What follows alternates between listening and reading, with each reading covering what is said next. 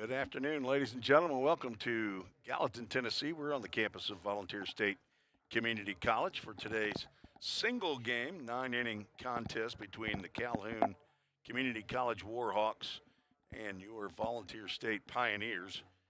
Today's games were scheduled for two. We were supposed to play two 7 inning games beginning at 2 o'clock, but Calhoun had some bus driver issues and could not get away from campus until later on. And so the doubleheader turned into one 9 inning game. These two teams played 2 weeks ago down in Decatur. VolState won on March 4th, 9-6 at Calhoun, one 9 inning contest. VolState comes in with a 21-9 record, but in ninth place in the TCCAA with a 6-8 conference record. Calhoun 6-16 overall, 3-5 in the Alabama Community College Conference. They are eighth place in the 10-team ACCC.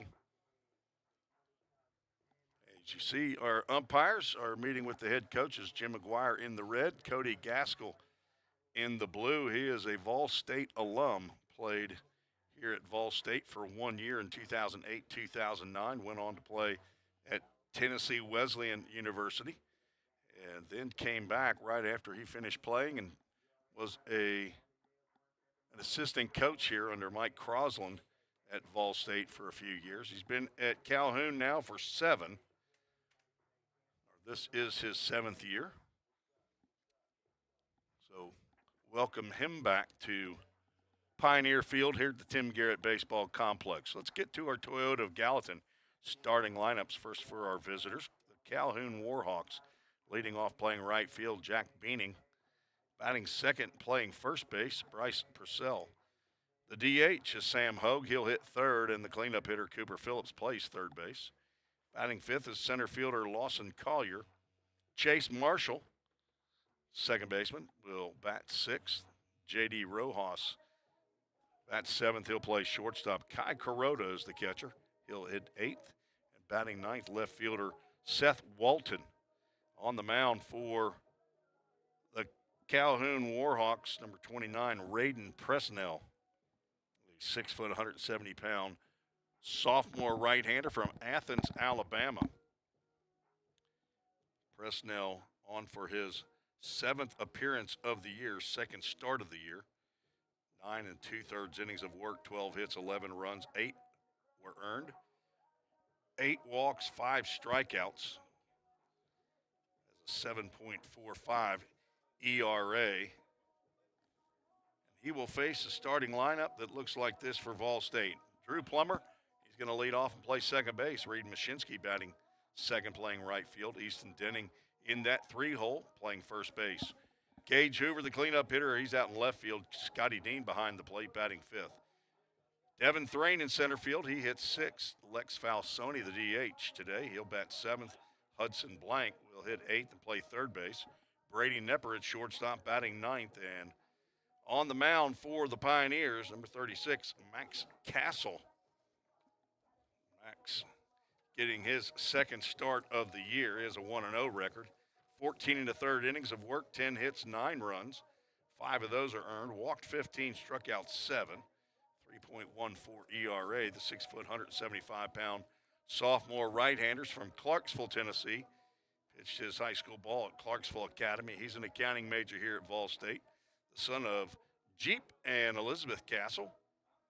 Jeep, also known as Glenn, retired Army pilot from up there in Fort Campbell. He has an older sisters, Casey and Caroline, a younger brother, Harrison, who's at Good Pasture Christian School here in Nashville. Committed to play with the Columbia State Chargers next year after he graduates. He is the grandson of Grandmummy in Franklin, North Carolina, and Mimi and Papaw in Cullowhee, North Carolina. Max will be on the hill. Not sure how many innings he will go in the 9-inning contest. Jim McGuire was hoping to have at least 14 innings of work for his pitchers before getting to the weekend in conference play right here at Pioneer Field at the Tim Garrett Baseball Complex. VolState will take on Cleveland State. Right now, game scheduled for Friday at 2 p.m. Central, and a doubleheader, 2 7-inning games on Saturday, beginning at noon Central Time. VolState needs to get back into the win column in conference play after an 0-for-3 weekend at Pellissippi State. Lady Pioneers playing across campus. They're playing, I believe it is Cleveland State. They were supposed to play last Saturday, and the rains came and came and came, and so those games were already postponed until today. They won game 1 8-0, and are just about to begin game 2 at the Nichols Sports Complex. I'll be broadcasting from there tomorrow as the Lady Pioneers will take on Motlow State in doubleheader action. These games are scheduled for 3 p.m. Eastern or Central Time tomorrow. VolState was on a run, had, I believe, an 8-game winning streak, and then went to Knoxville to take on Pellissippi, the first time ever that the Pioneers played Pellissippi. This is the first year for the Panthers in men's and women's basketball and softball and baseball. As you see the Calhoun Warhawks lining up on the first base side, we'll have a national anthem. Not everybody does a national anthem, and that's one of the great things about head coach Jim McGuire. If we're going to have a game here at Pioneer Field, we're going to have a national anthem. Got 9 players from Clarksville, and didn't count it up, but got a number who serve in the Army and even have some that have served in the Navy as well. And so we want to pay tribute to our country and the freedoms that we have. But the problem is we won't be able to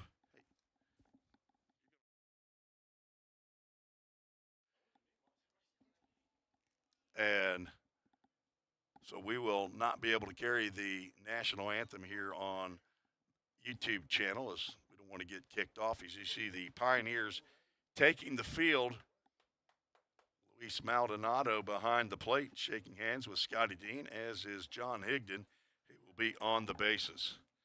So we will take a break. You're listening to the VolState Sports Network.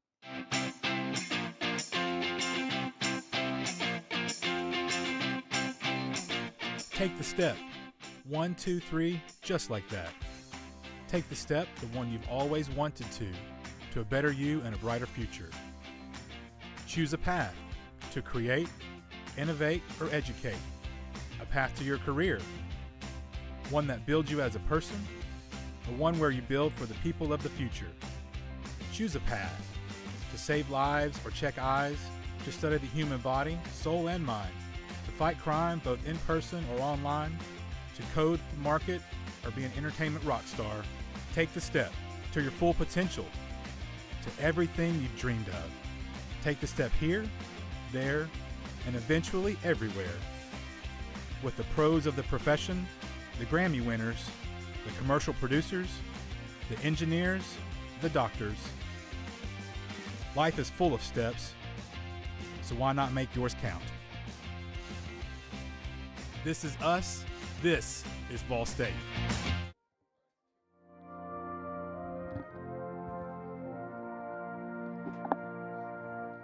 And Nathan Stewart says, play ball. Beautiful sunny day here in Middle Tennessee, Gallatin, Tennessee. About 20 miles northeast of Nashville, Tennessee. Not a whole lot of folks here, as it is a work and school day for a lot of folks. But if you're here, you're going to get some sunshine. Not a whole lot of shade to be found here at Pioneer Field. A lot of pine trees off behind the third base dugout, but it's not a great option for viewing the game. VolState wearing their home whites, tops and bottoms. Red cap with a blue bill. Red underneath the white. Get the defensive positioning for you. Gage Hoover's out in the left field. Devin Thrain in center, and Reed Mashinsky, back from his injury, is in right field. Hudson Blank, third base. Brady Nepper out at short. Drew Plummer at second. Easton Denning at first base. And behind the plate, Scotty Dean catching Max Castle. Castle's had a little bit of problem with control, 15 walks in his 14 and a third innings, but has not hit a batter yet.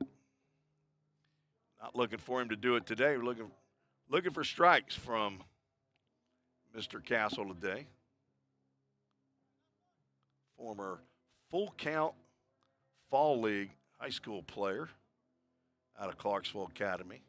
Getting several of the players that are coming down from Clarksville these days to play in the Sumner County Wood Bat Fall League that Full Count Ministries puts on. So I know his brother Hudson also has played. Not sure if he played this last season or not. Jack Beaning, Bryce Purcell, Sam Hogue to get us started here against Max Castle. As he looks in from the stretch, gets the sign from Scotty Dean, and he delivers a fastball high over the head of Jack Beaning at 4:01 Central Time. Game time temperature 76 degrees, brought to you by Accurate Mortgage, one of our great sponsors for VolState Baseball. Breaking pitch stays high and tight to Beaning as well. Count goes 2 balls and no strikes. Beaning, a sophomore, 6 foot, 195-pound utility player playing right field today. He's from Madison, Alabama. Pops that one up on an inside fastball. A little bit windy out here, and it's blowing out to center field. Devin Thrain loses his lid, makes the catch for out number 1. Bryce Purcell will stand in with 1 out and nobody on. The first baseman for Calhoun, hitting .357. 6'1", 190-pound freshman from Fayetteville, Tennessee. One of a couple of players on Calhoun's roster from Tennessee. So look quickly, I think there's only 2. First pitch swinging, comes up empty. The left-handed swinging Bryce Purcell, hitting .357 and played in 18 games. Leads the team in runs scored with 16. Fastball misses outside. 4 doubles, a triple, 2 home runs, 8 RBIs with his 20 hits. Second on the club in the batting average category. He swings and misses at a changeup there. Castle is ahead in the count 1-2 with Sam Hogue, the DH, on deck. VolState playing Purcell straight away. Chopper to short. Nepper gloves on 2 hops, throws into dirt, and it gets by Denning. Castle backing up the play. We'll keep Purcell at first base. That'll be an E6 to put the first base runner on board for Calhoun here in the top of the first. Brings up the DH, Sam Hogue, hitting .450, which leads the club. And now Scotty Dean's going over. Apparently broke his catcher's mitt, asking for a replacement. He's got it as the right-handed hitting Hogue stands in. 6'2", 185-pound sophomore from Athens, Alabama as well. 16 games Hogue has played, the DH today. Sees a fastball up.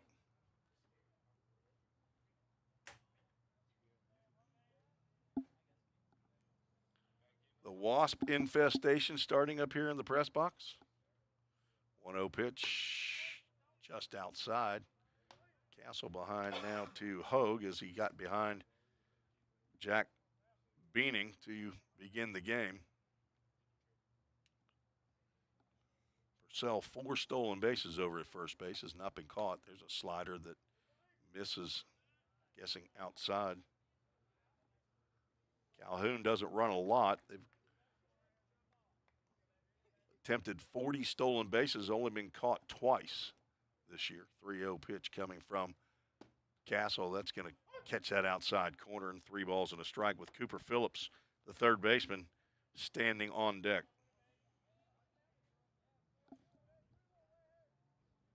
Castle looking for a ground ball.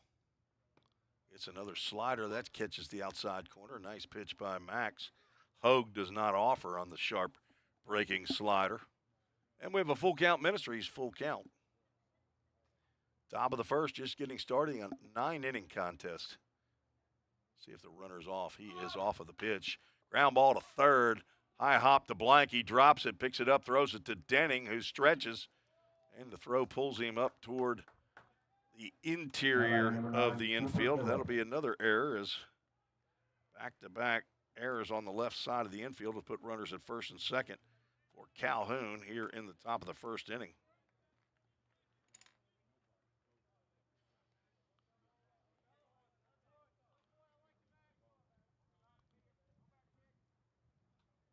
Four-hole hitter, third baseman Cooper Phillips steps in. 5'11", 205-pound sophomore from Leicester, Alabama. Fastball is up. 21 games, he's hitting .343, 24 hits, a couple of doubles, a triple, a home run, 7 RBIs.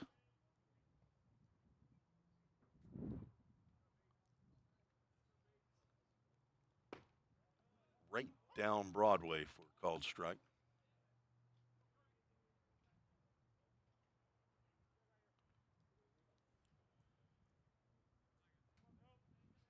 March 4th, VolState won 9-6. Nice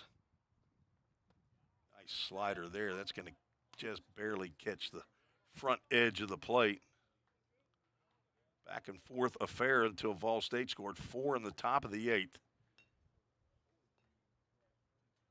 Take a 5-run lead. It was whittled down to 9-6. Drew Moorhead ended up coming up in the 9th as Castle catches a cleat, throws it to the plate, and it gets by Scotty Dean, and it is one of those melancholy moments. Is if he doesn't let it go, it's going to be a balk. The runners are going to get to where they are now anyway, and he took a chance on maybe getting the ball to Scotty Dean, but that looked like a failed hand grenade throw right there from Max Castle, and the count goes 2 balls and 2 strikes now with runners at second and third. 1 out. Slider is up, and we'll have a full count Ministries full count. Go to fullcountministries.com, see all that the Ministry is doing for baseball players, not only here in Tennessee, but down in Birmingham, Alabama, and in Nicaragua. Ground ball to short. This will get a run in. Nepper gloves, and this time a throw is right on target to Denning, RBI to Phillips. And Calhoun gets the early lead on an unearned run.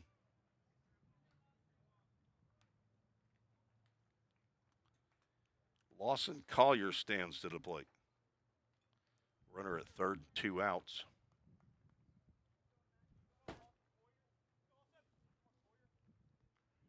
Collier's played in 13 games. He's hitting .342. Swing and a miss. Castle given up 9 runs, now 10, but still only 5 earned runs. He's had some tough luck with fielding behind him. That fastball gets in there rather quickly, but it's just above the letters to the 6'2", 185-pound freshman from Hazel Green, Alabama. One of my favorite names of towns in the state of Alabama. 1-1 pitch, slider outside. 1 run, no hits, 2 errors in the inning by VolState. VolState had 2 errors, as did Calhoun in the game down in Decatur back on March 4th. Swing and a miss there.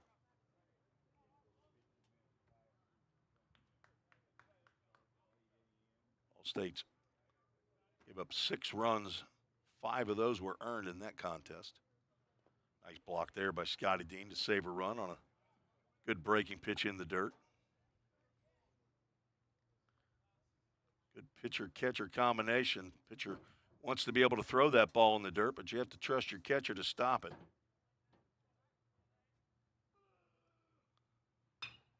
Fly ball out to right field. Wind's blowing out that way. Mashinsky back on the track.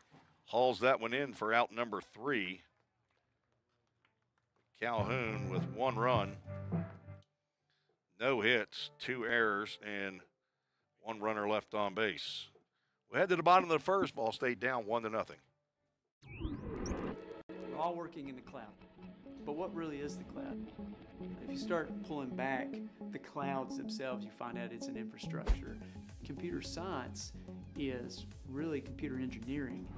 Right now, Middle Tennessee is quickly becoming a growing tech hub with several IT companies that are looking for skilled workers. if you're pursuing the CIT program at VolState, you're preparing yourself to fill those positions. Have you ever wondered what happens when you click Buy It Now? A whole series of transactions take place, from the manufacturer to your front door. That is logistics and supply chain management.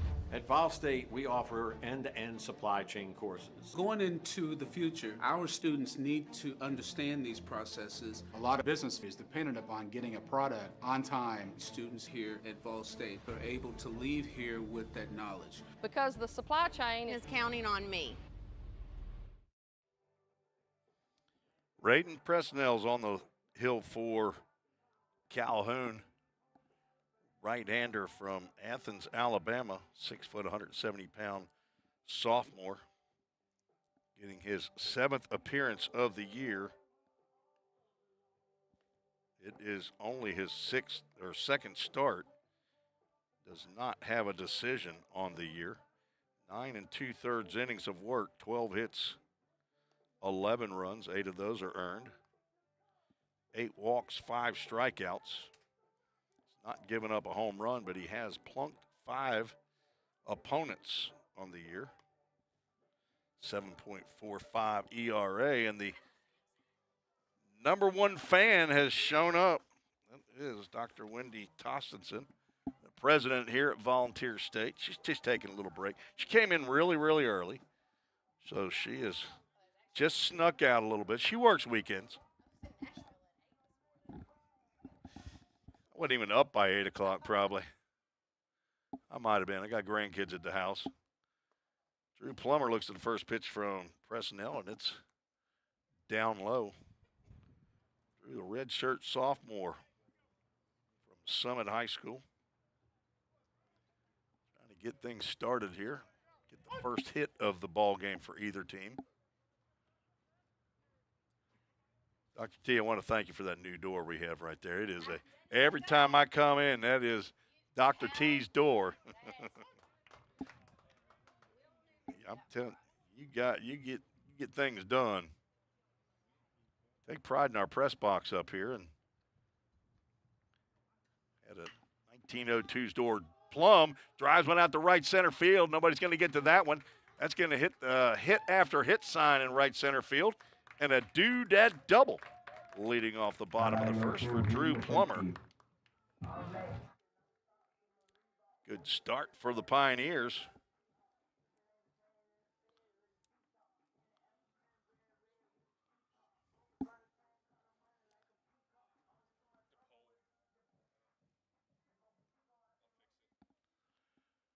Reed Mashinsky steps in. Plummer did not play in the game down in Athens. Line drive, that'll go foul down the right field line by Reed Mashinsky, who did. He went 2 for 6 in that game, had an RBI. VolState scored 9 runs on 8 hits. Took advantage of 9 walks by Calhoun pitching. Mashinsky hitting .345. He's also a redshirt sophomore. Drives one to third. Phillips looks the runner back at second and throws on to first. Mashinsky out on the ground out. hit that one pretty well. Normally does not pull the ball, but that breaking pitch was on the inside corner. And if he was trying to go the other way, that was not the pitch he wanted to do it on. Now stepping in, Easton Denning, the only player to have played and started every game so far this year, 30 games in. He's hitting .311 in his freshman campaign. He drives one in the right field. That is on a rope, and that could be a double play if they catch it, and it will be a 9-6 double play. Denning, that's probably 105 off the bat. He lines out to right field. Plummer did not think that Jack Beaning would be able to get to that, but that is a double play to end the inning. No runs, 1 hit, no errors, nobody left on base. Calhoun leads 1-0 after 1. We're headed to the second. Welcome to the VolState Nursing Lab. The simulation lab allows students to come in a safe environment and practice real-world patient care without worrying about harming patients. We have 5 high-fidelity mannequins that we use with our nursing students in our lab to simulate real-world scenarios that they're going to see once they're out in the hospitals working. We have an adult mannequin, as you see here. She simulates everything from a normal patient to wounds to trachs, IVs. You can give her medications. We have pediatric mannequins. We have a mom mannequin. We also have other models to where students can start IVs. They can put tubes and drains in. They can remove tubes and drains, do wound care. Also, if we lose clinical placement, then students can still simulate those real-world experiences in the lab to get the same experience and be prepared when they graduate and enter the workforce as a nurse.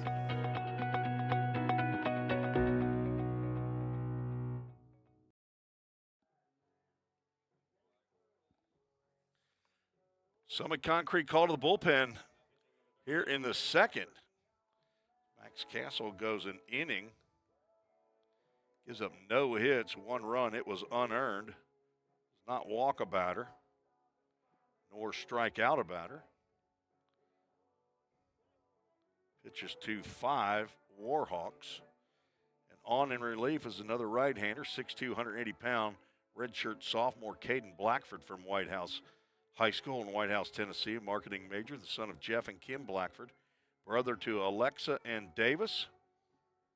He's got a pop that lives up on Ridgetop and a Nana that's in White House. That's Tennessee, not in the White House. Blackford on for his now team-leading 11th appearance of the year. He and Drew Moorhead tied at 10 coming into today's action. He has a 1-0 record. Also has a save. Picked up his first collegiate save and first collegiate win this year in his 3rd year, wearing the Pioneer red, white, and blue. He will face 6, 7, and 8 in the Calhoun lineup. Chase Marshall leading off. If my grandsons were here, they would say, Chase Marshall, that should be 2 dogs, 2 of the Paw Patrol. We have the policeman and the fireman here at the plate. Popped up, that'll get over the press box.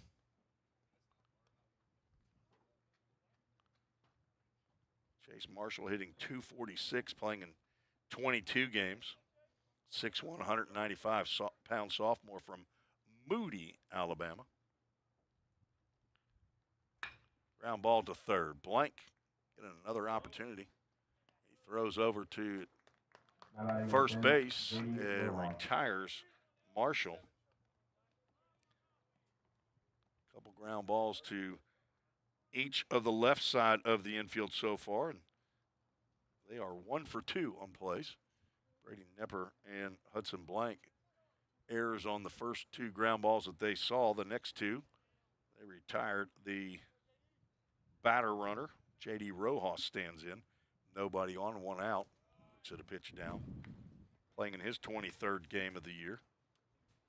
5'11", 180-pound freshman from Altamonte Springs, Florida. Do you know where that is, Mr.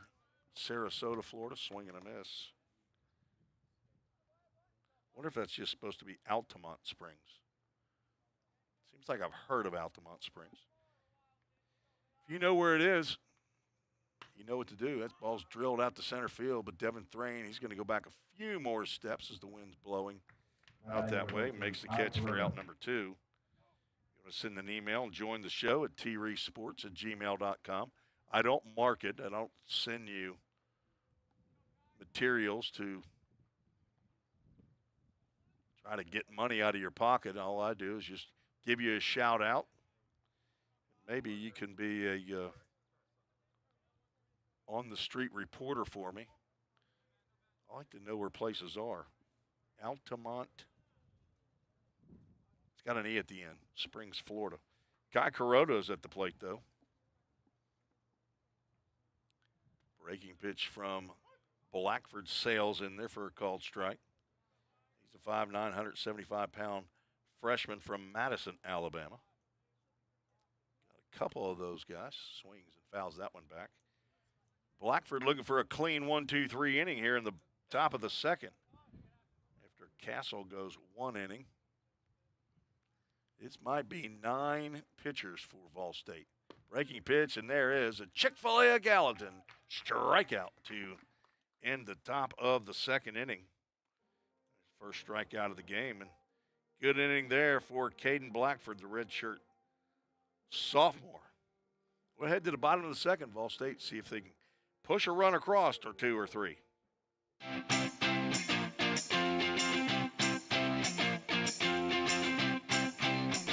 Take the step. 1, 2, 3, just like that.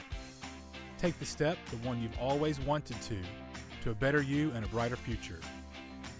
Choose a path to create, innovate, or educate. A path to your career.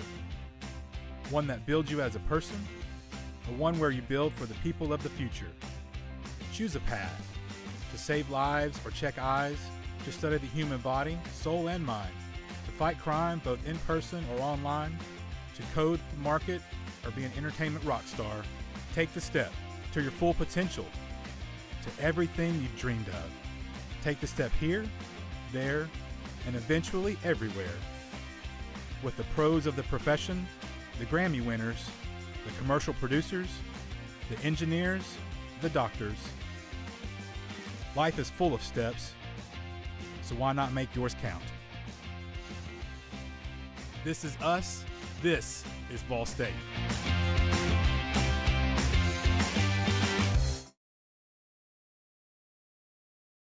Got some guests up here in the press box. Dr. T had to take an important phone call, so that made a spot right here. Is Tanner Sandell, one of the alumni from VolState, still living in the area, is here, and he brought his son, 7-year-old. Dawson, he's 7? All right, Dawson's 7 years old. He used to play baseball. Now he's a hockey guy, though. He likes to play hockey. Tanner Sandell played for Cody Gaskell here at VolState. Cody Gaskell, the head coach for the Calhoun Warhawks.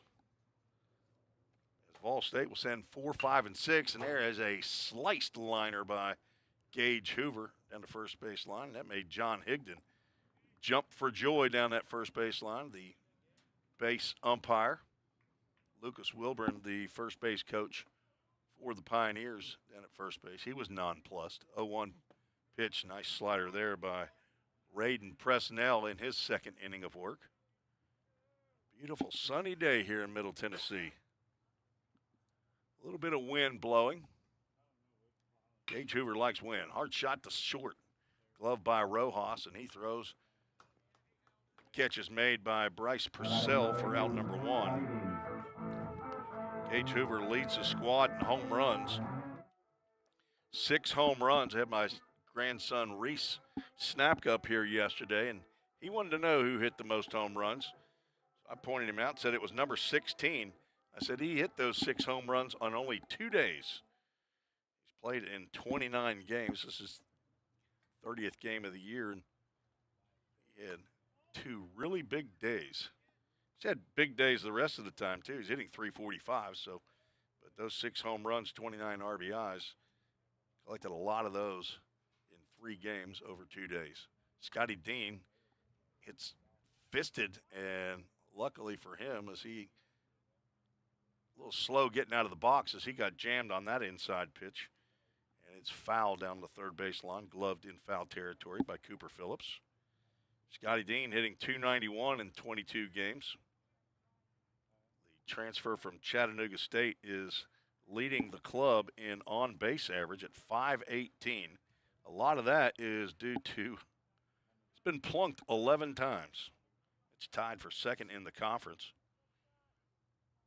Has 16 hits, 3 doubles, 2 home runs. That slider missed somewhere. Count goes 2 balls and a strike. 1 out, nobody on, bottom of the second. We had Tanner Sandell on the broadcast a couple years ago. He came to a game and ball's fouled off to the right side. He was kind enough to get on the broadcast. I don't have my second headset, so I can't put him on right now. It's sitting in my to-go bag that's up in the line drive, base hit into center field. Dean will trot to first base. The second hit of the ball game for the Pioneers. A 1-out knock here in the bottom of the second. Drew Plummer led off the game with a dudette double into right center field. It was doubled off on a line drive by Easton Denning to the right fielder. D-Train Devin Thrain steps to the plate. Another redshirt sophomore for VolState, hitting .275 and sees a breaking pitch right on the inside corner for a called strike. 25 hits, 5 doubles. He also has a long ball and 19 RBIs, playing in his 30th game of the year. Fastball down. Presnell in 8 or 9 and 2/3 innings coming into today's game. 8 walks and 5 hit batters. Not showing the wildness yet. There's a chopper to third, over to second, and to first base. They won't get Devin Thrain at first, so he grounds into a fielder's choice. Scotty Dean will head to the dugout.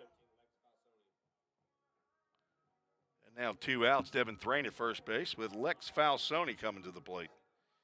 Lex, the DH in this game, leads the team in hitting at .361, 12 games. He has 21 RBIs in those 12 games. 4 home runs, 2 doubles. It's the first pitch, it lands outside.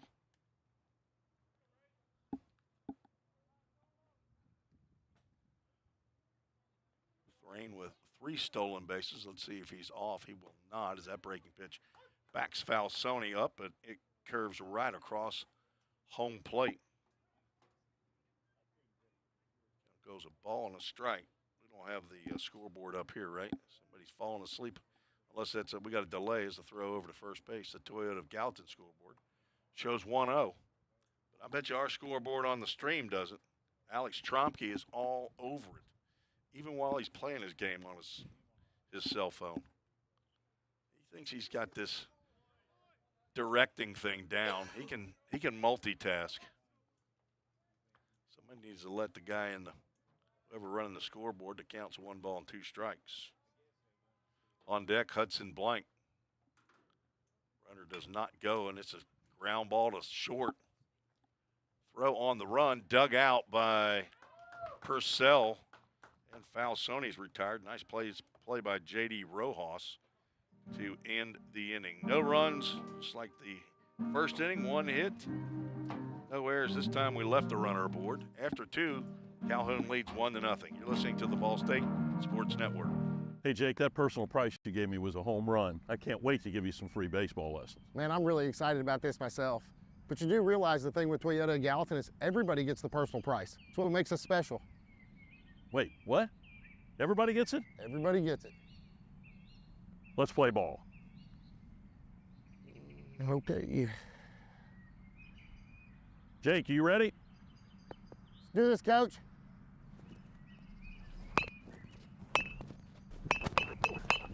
Hey, Coach, this is pretty easy. We'll see about that.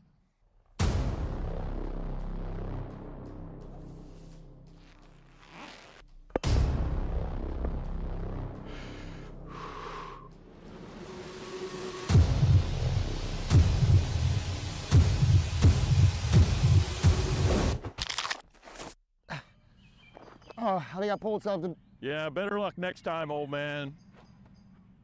I think I'm done, Coach. Call 911.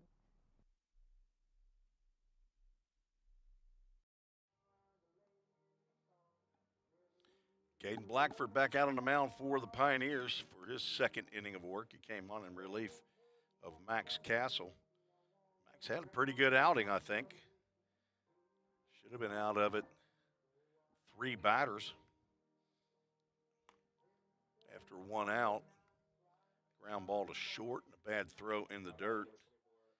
And then on the next ground ball to third, another errant throw, bobble, and then an errant throw allowed 2 runners to get on base.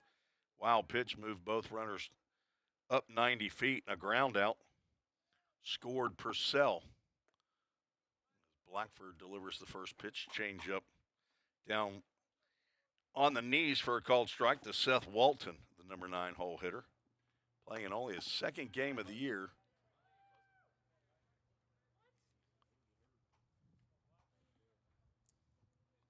Walton, 6 foot, 190 pound freshman from Killen, Alabama. If that was in Texas, I'd know that would be Killeen, but there's only 1 E at the end.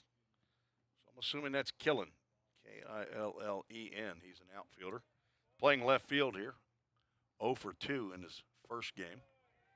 Now he's looking at a 3-ball, 1-strike count. Not sure if he was injured or he's coming in playing for someone who's injured. 3-1 from Blackford, and that breaking pitch stays inside. Ball 4 as Walton walks for his second time of the year. First walk of the game, and the leadoff batter, Jack Beaning, flew out to Thrain in center field, leading off the game. Playing in his 22nd game of the year, .329 batting average, 23 hits, 6 doubles, and the leadoff batter leads the team in home runs and RBIs as Blackford throws over to first. Walton back head first.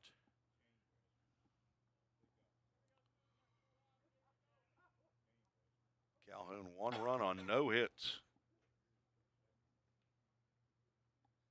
Blackford long set and delivers a slider that's in, swung on and missed.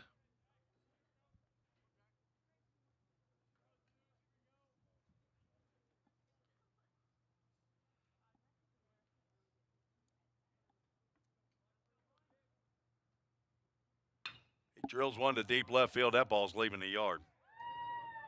And the big old bat flip, and Calhoun's up 3-0 as they pick up their first hit. Don't throw it there. Breaking pitch stayed inside, and Beaning tattooed that one. That's his 7th home run of the year. RBIs 29 and 30 to increase his team lead. Wind blowing from left field toward right field. But he hit that one right through it. Bryce Purcell, the first baseman, stands to the plate.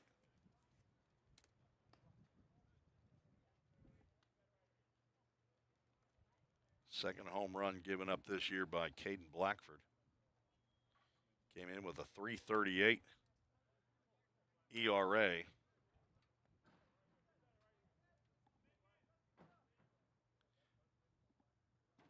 Purcell, the left-handed hitter, hit a ground ball to short and reached on an error. This time he hits a line drive to Drew Plummer, and Plum makes the catch for out number 1. Sinking line drive that Plummer caught about thigh high. Purcell now 0 for 2. Sam Hogue will stand in. 3-hole hitter, the DH. Leads the team in hits, 27. And turns away from inside breaking pitch. VolState is 5-2 against Calhoun over the last 4 years. Won the game down in Decatur earlier this year. Last year here at VolState, split a doubleheader against Calhoun. And 2023, got 2 forfeit wins. Actually lost the games on the field here at VolState, but believe I heard that Calhoun played an ineligible player as that one's popped over to the first base side. Not high enough for Denning to get over to make the grab. Count goes 2 balls and 2 strikes. And then the first year Jim McGuire coaching here at VolState. As a matter of fact, it's the games that were played right after Coach McGuire and I talked about me coming to broadcast. I was actually in Mississippi visiting my daughter and grandkids. I think there was just, I guess I just had one, just my grandson at the time. And I remember watching, that one's grounded foul. Cody Gaskell tries to make the play and gets a broken finger out of it. No glory. Did get a finger on it. VolState split a doubleheader down there. I actually watched that on whatever Calhoun was broadcasting on. Ground ball to third, Blank. Very busy over there at third base. Hits one, throws it in the dirt. Dug out of there by Easton Denning. Saved another error on Hudson Blank. So put a star by the 3 on Sam Hoag's box.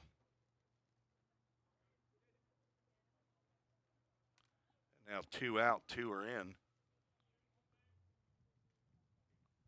That was in the middle part of February that year.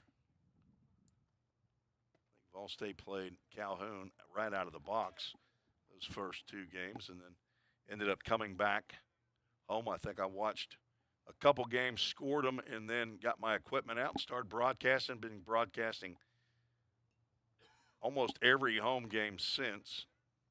I think the first home game that I missed was actually last Monday against Kishwaukee. 2-0 pitch coming to Cooper Phillips. Breaking pitch whispers at the inside corner for a called strike. He grounded out to Nepper. The shortstop drove in the first run of the game. Blackford, another breaking pitch. Looked like he took a little bit more off of that one. Got a swing and a miss. 2's wild on the Toyota of Gallatin scoreboard. Thanks to Eric Carr and Jake Thompson, general manager, and the general sales manager across the street from VolState, for their support of VolState baseball here. Toyota Gallatin, brand new scoreboards. We have a Full Count Ministries full count. Love looking up there at that scoreboard in left center field. Not when it's 3-0 Calhoun, though. Swing and a miss, and a Chick-fil-A of Gallatin strikeout to end the inning.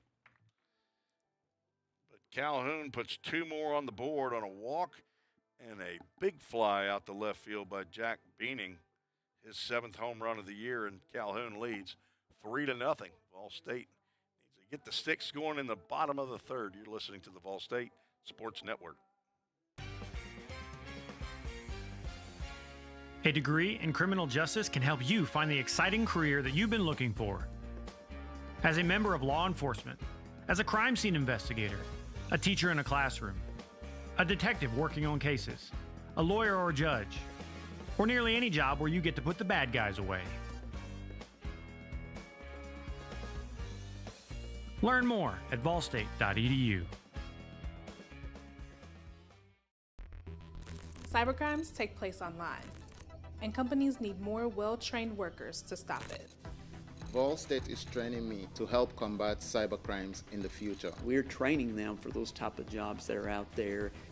VolState CIT programs prepare students to earn industry standard certifications within the IT industry. I choose VolState because the future needs me now. My story could be your story.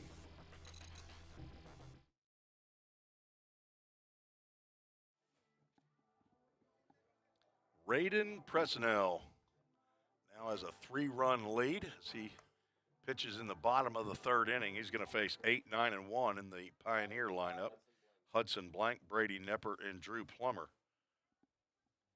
VolState's gotten a hit in each of the first 2 innings, but not been able to push across a run.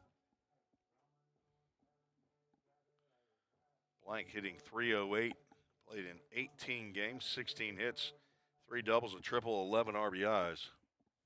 For the right-handed hitting freshman from Marissa, Illinois. 6'2", 185 pounds. First pitch that Presnell delivers is an inside breaking pitch for ball one. And there's our first email, and it's from Marissa. That is Marissa Blank from Marissa, Illinois. Thank you for the kind comments. I missed you all as well. Aunt Lizzie, Aunt Joy at the Shaw Pharmacy, dishing out the drugs. Ground ball up the middle, glove by Rojas, 360 turn, and a throw right to Purcell to retire Hudson Lang. That is a nice play there by the shortstop, J.D. Rojas.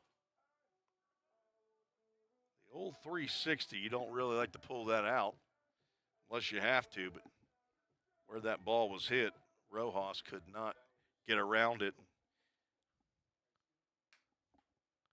get behind the throw, and Brady Nepper will stand in.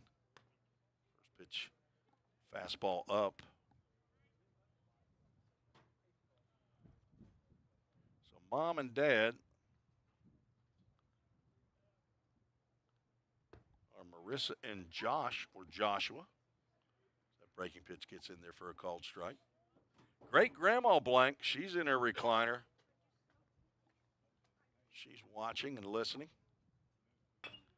Another chopper to the left side. Rojas, he's not going to be able to get that one. That's a tough hop. See what they flash up on the scoreboard, and they flash an error right away. I don't disagree with that call. First error of the game for Calhoun. Rojas had to charge it, but just not able to glove it.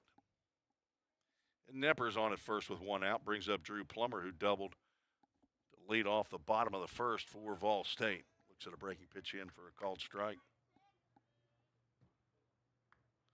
Thanks for the email, Marissa.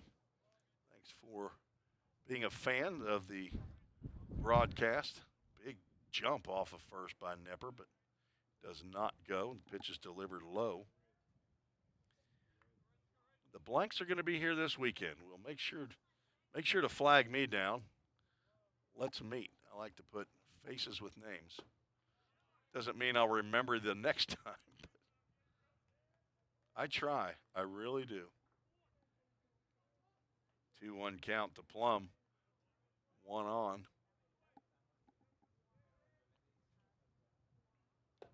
Swing and a miss on a disappearing slider.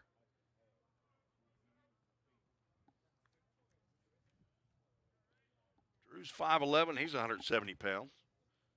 From Spring Hill, Tennessee. Runner goes, pitches outside, throw down to second is not in time, says John Higdon. Brady Nepper with a head-first sliding stolen base.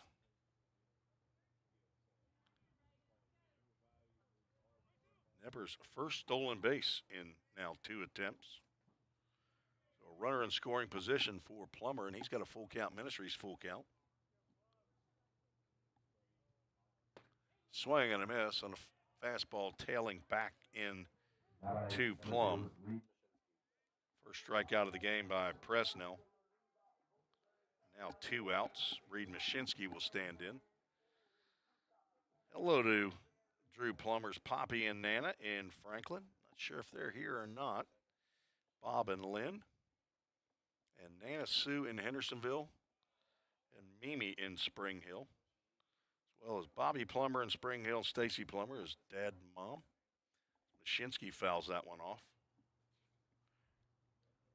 Reed from Bradenton, Florida, the son of Mike and Karen Mashinsky. Grampy and Grammy in Sarasota might be listening in on the VolState Sports Network. 0-1 pitch, high and away. Love our Nanas and Grampies and Papas and Papaws.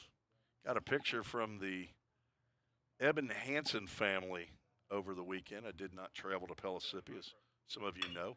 Hard shot to Rojas. He's like a ball magnet. Gloves, throws over to first. The stretch.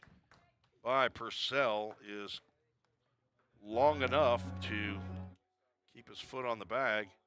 A lot of ground balls to the left side of the infield for VolState. No runs, no hits, one error, one runner left on base.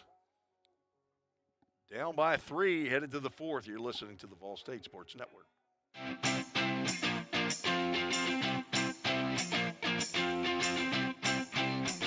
Take the step. 1, 2, 3, just like that. Take the step, the one you've always wanted to a better you and a brighter future. Choose a path to create, innovate, or educate. A path to your career. One that builds you as a person, or one where you build for the people of the future. Choose a path to save lives or check eyes, to study the human body, soul, and mind, to fight crime both in person or online, to code the market, or be an entertainment rock star. Take the step to your full potential, to everything you've dreamed of. Take the step here, there, and eventually everywhere. With the pros of the profession, the Grammy winners, the commercial producers, the engineers, the doctors. Life is full of steps, so why not make yours count? This is us. This is VolState.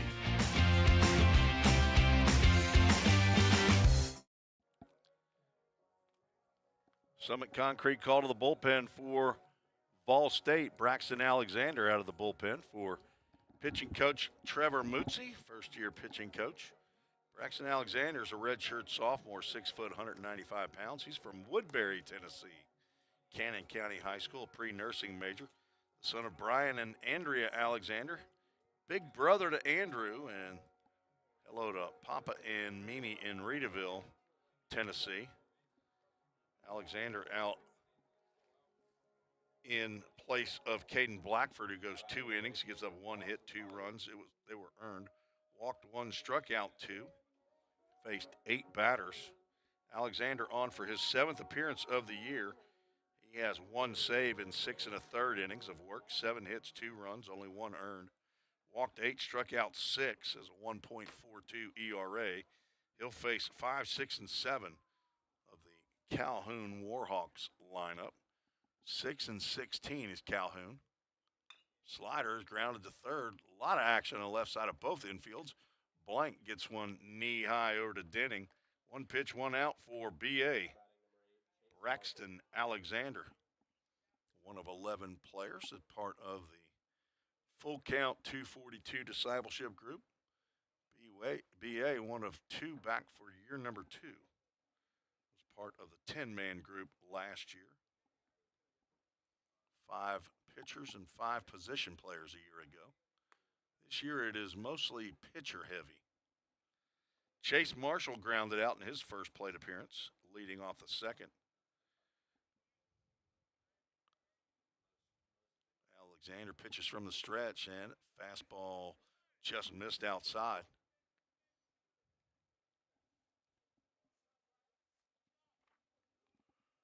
Braxton, medical red shirt last year, pitched in 3 games his freshman year.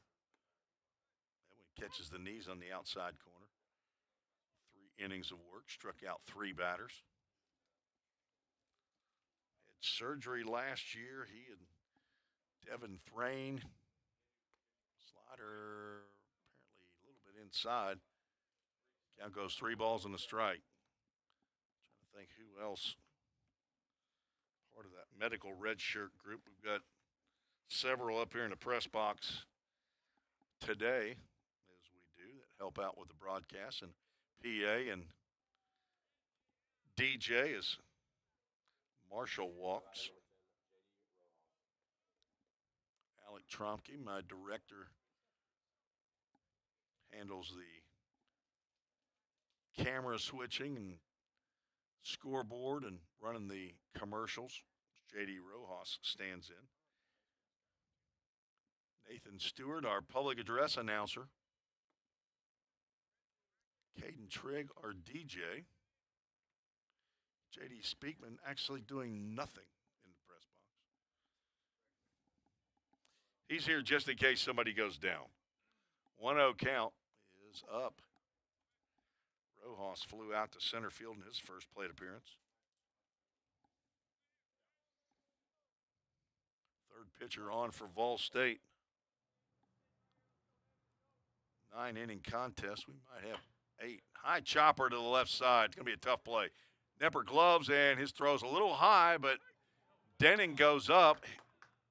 Umpire says he did not come down on the base in time to get Rojas. So second error of the game by Nepper. Tough play, but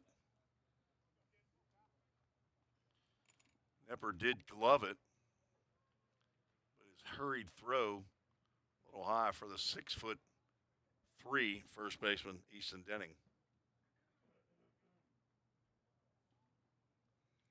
Now runners at first and second with 1 out. Kai Kuroda, the catcher, stands in. Looks at ball 1. He struck out looking to end the second. Almonte Springs is in the Orlando area.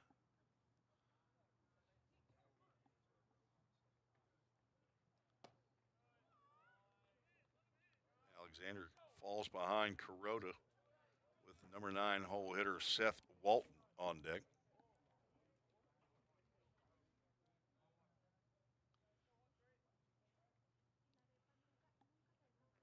2-0 pitch, slider. It's in there for a called strike. Nice pitch there by Alexander. Get back into the count.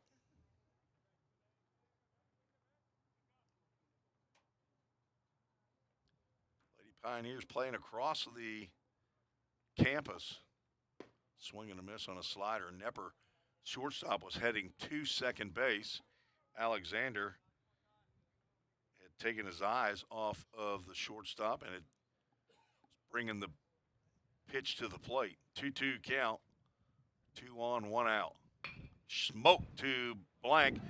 Catches it, drops it. He's going to tag the runner coming from second to get the force out. Not sure if the runners were stopping on the line drive or not, but turns into a fielder's choice as Chase Marshall is tug out at heading to third base for out number 2. So runners still at first and second. Seth Walton, who walked and scored ahead of the 2-run home run by Jack Beaning, stands in. Here's a ground ball right back to BA. He arches the back, gloves it, and will underhand to first base for the final out. No runs, no hits, 1 error, 2 runners left on base. Headed to the bottom of the 4th, VolState needs a couple runs here to get back in this game. Down 3-0. The demand for mechatronics professionals is on the rise. Students get to earn a wage and college credit simultaneously via our work-based learning program. This hands-on experience gives them a competitive edge in the job market. Industries like automotive, aerospace, electronics, healthcare, and even mining rely heavily on these systems. These positions offer competitive salaries and a chance to contribute to the cutting-edge technologies that are shaping the world around us. Join us in pioneering the future of manufacturing through the power of mechatronics. Visit volstate.edu to start blazing your pathway now. Classes are available now at the Gallatin and Cookeville campuses. Every day, all around the nation, people find themselves in need of a hero. Fire and emergency medical responders are those heroes we need. They make the difference between life and death. If you desire to make a difference in your community, VolState is leading the way in training everyday heroes. We offer EMS, paramedic, and fire science programs. Spring 2024 enrollment is now open. Visit volstate.edu to learn more.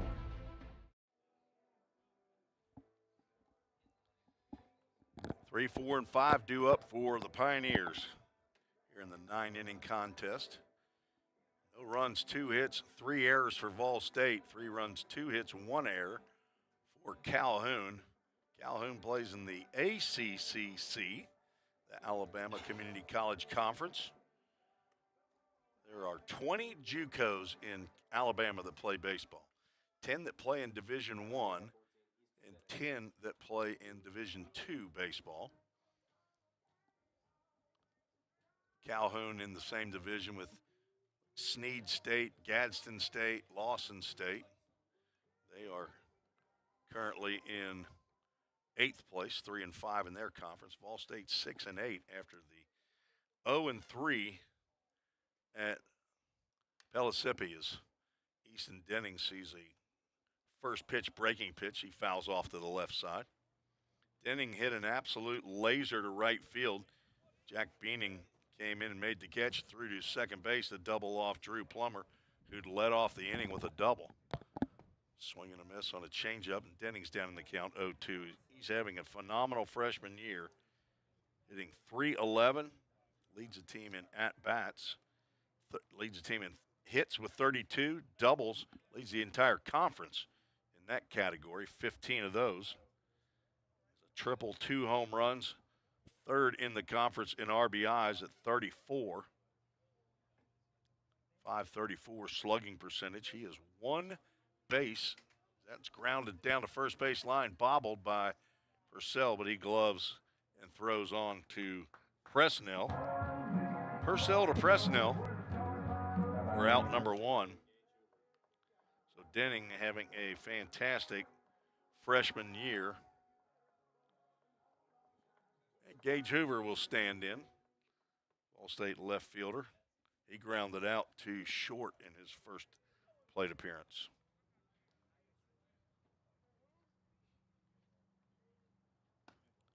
High breaking pitch to Hoover. Press box is turned into the presidential suite once again. Dr. Tostenson, she's finished with hers. Phone call. Every time I start talking about something like that, somebody lasers one into a gap, and that's going to get by just enough for Hoover to reach second base with a do-dat double. I don't think Hoover was slowing down, but Lawson Collier bobbled a bit, but I think that might have just slowed Hoover down a little bit. But another do-dat double. This one with 1 out and brings up Scotty Dean. Dean singled up the middle in his first at-bat. Nice block there by Kai Kuroda, the catcher. Raiden Presnell. Raiden, R-A-I-D-E-N. Don't think I've ever seen that first name.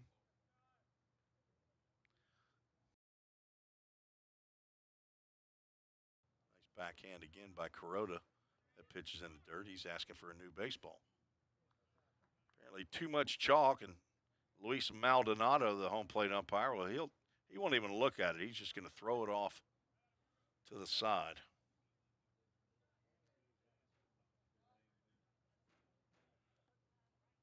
.20 pitch off the end of the bat. Dean well out in front of that breaking pitch. Kyle must be working today.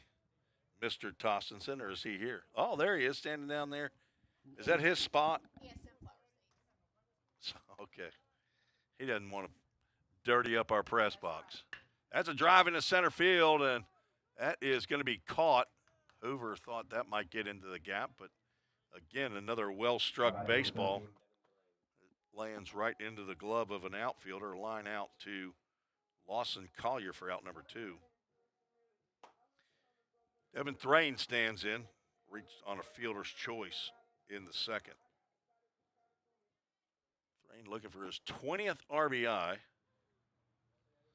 or more. He does have 1 home run. He got jammed on that pitch and fouls it off what looks like maybe his back leg. He's got a shin guard on that front leg, but it's not a pitch you want to really swing at probably on the first pitch of an at-bat. He was fooled, thought that pitch was going to be a little more over the plate. It tailed back in on his hands. He got an owie out of it.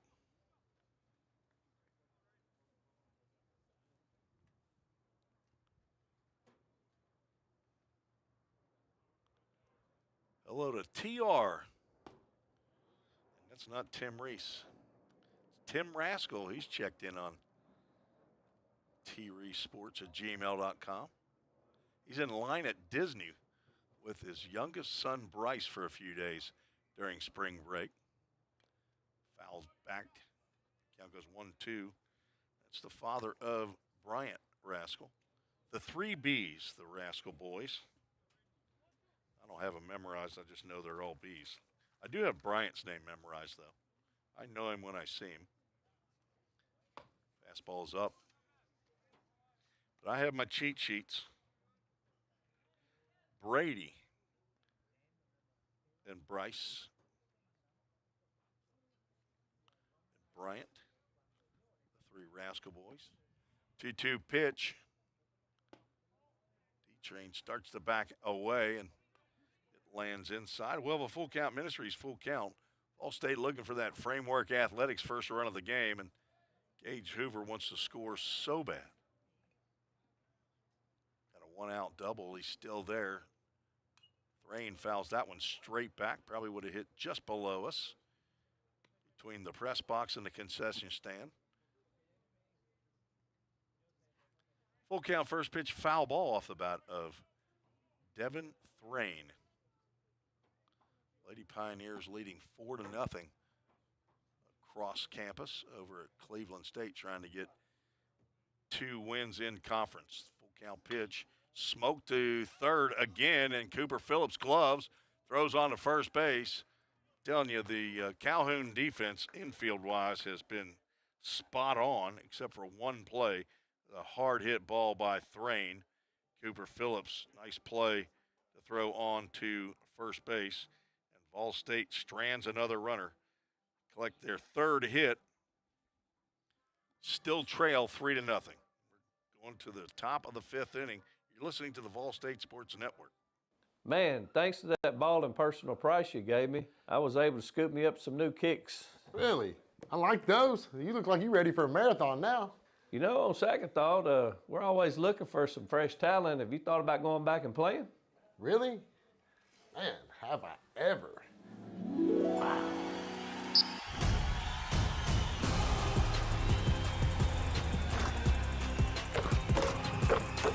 Go to the goal. There you go, buddy.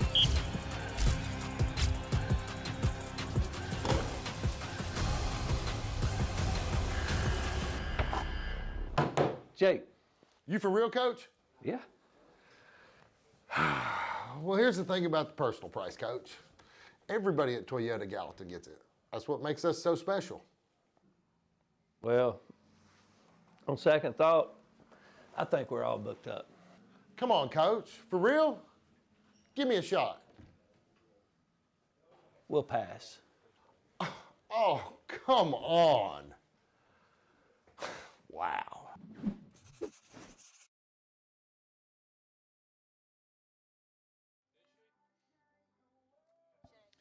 Summit Concrete call to the bullpen for the Pioneers. 6'1", 190-pound redshirt sophomore R.J. Moore is on for the Pioneers. He's from Goodlettsville, Tennessee, attended Beach High School. He already graduated with an agribusiness degree here at VolState, working on an entrepreneurship tech certificate. The son of Ricardo Moore in Goodlettsville and Brooke Heiler in Nashville. The older brother to Joy and Hope. 2 younger sisters. Hello to Nana in Nashville and Papa and Gigi also in Nashville. Braxton Alexander went an inning. No hits, no runs, walked 1, faced 5 batters. This is R.J. Moore's 6th appearance of the year. It's his 4th in relief. 6.23 ERA and 8 2/3 innings, giving up 8 hits, 9 runs, only 6 earned walks, 7, struck out 11. He has plunked 6 batters, which leads the club. He's going to try really hard to not do that in this game. And the top of the order, Jack Beaning, which is not a good name if you're a pitcher. RJ delivers a breaking pitch. Buening. I was told by head coach Cody Gaskell. It's pronounced Beaning, which is what R.J. Moore's done 6 times. Nice breaker there. He throws it hard, and he has a really sharp breaking pitch. Sometimes he can get a little wild. The former Buccaneer at Beach High School, Slider again. Beaning hit his 7th home run in his last at-bat. Drove one out into the parking lot here. Did not hit a car on the fly. Not sure what it did off the bounce, but it hit some asphalt out there. 1-2 pitch as RJ loses his lid. Pitches high and away. RJ, the only Beach Buccaneer on the squad this year. I was looking back when Cody Gaskell played here back in 2008, 2009. I think there was at least 4 Beach Buccaneers. Slider grounded to third. Blank's going to get another opportunity. His throw is in time and on the money to get Beaning for out number 1. Number 3, Bryce Purcell. Beach High School's where 3 Reeses went. Wilson, Cassidy, and Delaney. All 3 of them are in town this week. Spring break for the Snapkas down in Mississippi, so they made the trek up with Aunt Dee Dee, Aunt Delaney from Mississippi. 3 kids, 7 and under, 2 dogs, 2 daughters. High fly ball and a breaking pitch. Devin Thrain back. Wind still blowing, but he gets under. Takes one more step back and makes the catch for out number 2. 14, Little Eli Reese, though, my 5-year-old grandson, has his first T-ball game tonight in 54 minutes or thereabouts, and Grandpa's going to miss it. Little E, he is part of the Red Sox Nation now. His dad, Wilson, he's got a jersey that says Coach. There's nothing better than that. Red Sox shirt. On the back, it says Coach. Playing at Drakes Creek Park here in Hendersonville. Say here in Hendersonville, we're in Gallatin, but just down the road. That's where the Full Count Rhythm Summer Collegiate Baseball team I broadcast for. They play their home games. Sam Hogue looking at a 2-0 count from Moore. Now make it 3-0. Hogue 0 for 2. Reached on an error in the first. Grounded out to third. A nice play by Easton Denning to dig the ball out of the dirt. 3-0 pitch from Moore, and there is the 7th beaning of the year. As instead of walking Hogue, he's going to reach on the hit by pitch.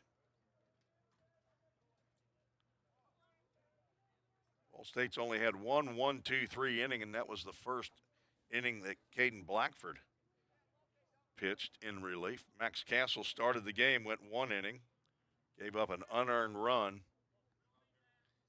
Blackford with 2 innings of 1-hit, 2-run baseball. Then Braxton Alexander 1 inning. Threw a 0 up on the Toyota of Gallatin scoreboard, and R.J. Moore trying to do it as the 4th pitcher on for VolState. He's now facing Cooper Phillips. Nice block by Scotty Dean behind the plate.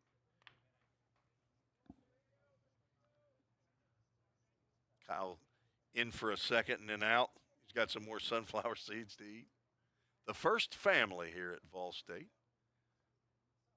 Kyle and Dr. Wendy Tostenson, the new president, started July 1. It's a great time to start in the TCRS, the Tennessee Consolidated Retirement System. 2-0 pitch to Phillips with Hogue on at first base. He's going to throw over, and they got him. Nice quick move by R.J. Moore, and Hogue has been picked off for out number 3. Hogue looked like he was taking one step and moving at the time that R.J. was turning to fire to first base. So there's a 1-2-3 inning sort of. 3 batters came to the plate. Nobody stranded. Into the bottom of the 5th, we're going to keep it right here as we have our Allie Cassidy Brick and Stone Alumni Spotlight today. Today's Alumni Spotlight is a former assistant coach,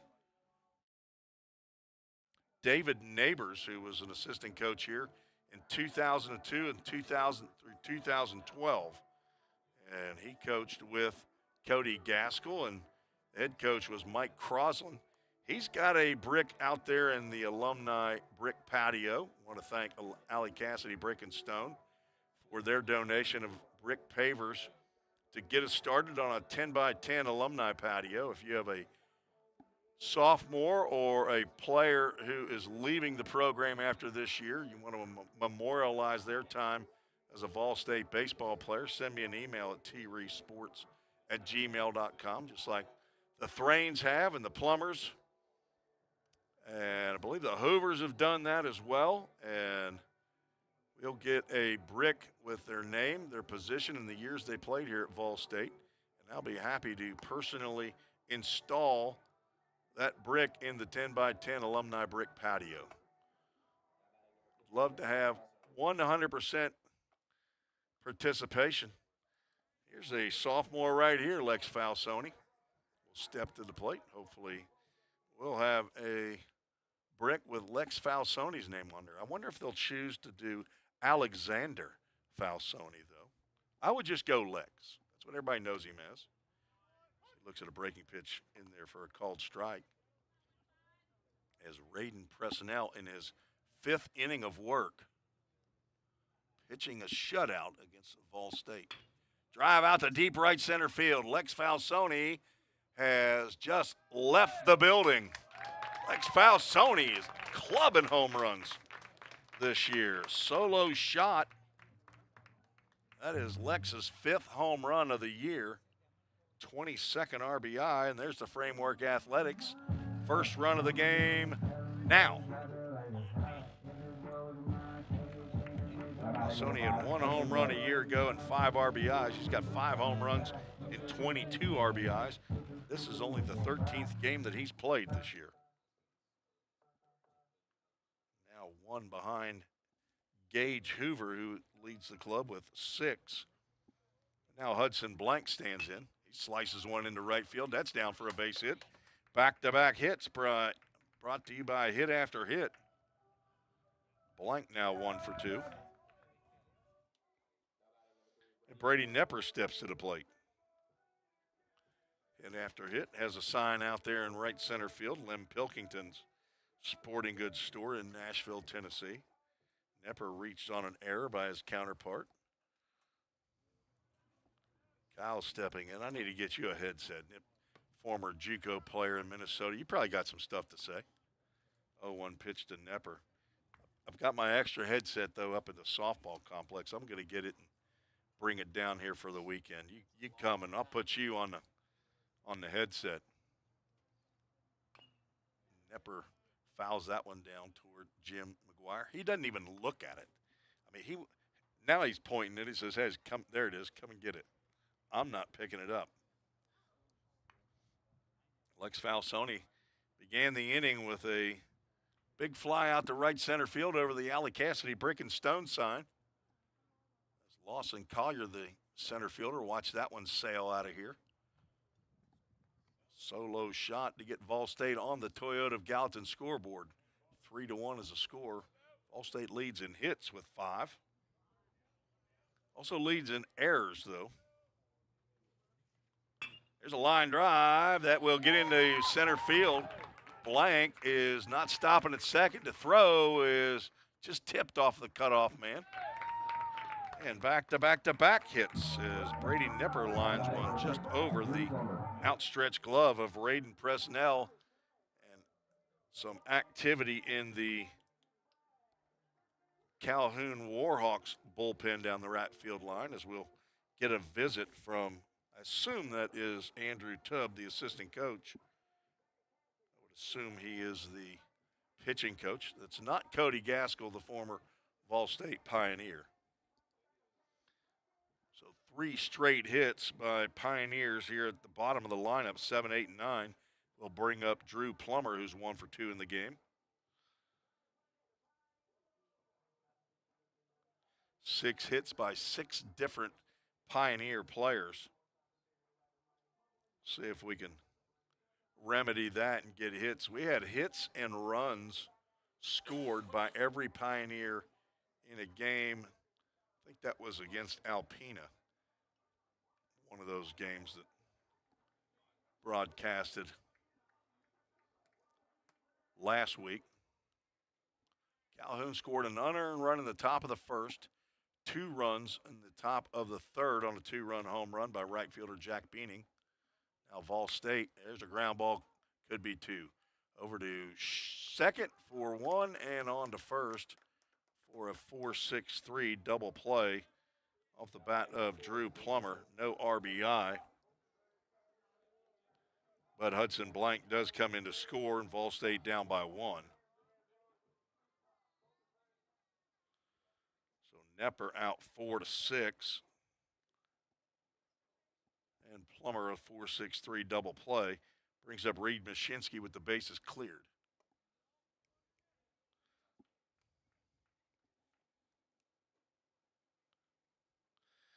That can be a rally killer right there. But Mashinsky looking for his first home run of the year. Stands in. He could tie it. Has a lot of power to right center field and to right field. And that's the place to hit it, although the wind blowing to straight center field. 2-0 pitch catches the outside corner for a called strike.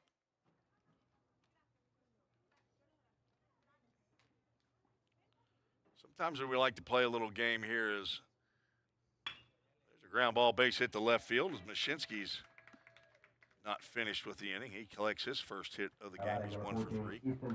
Where are the Tostensons? That's a little game I like to play sometimes. So, who is it that just moved to Iowa? Was it Lucas? Okay, so the baby, Lucas, is now in what city in Iowa? Ames, Iowa. Okay. All right, and I'm sorry, and Lyle, right? Lyle in Wilson, North Carolina, as Easton Denning stands in. Denning looking for his first hit. He lined into a double play to the right fielder in the first, grounded out. A nice play by Purcell at first base. 2 out. Of course, Denning, when he steps into the batter's box, he is in scoring position.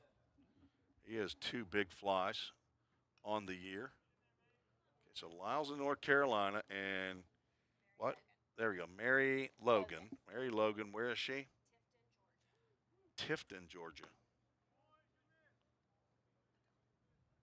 The 3 Tostensons.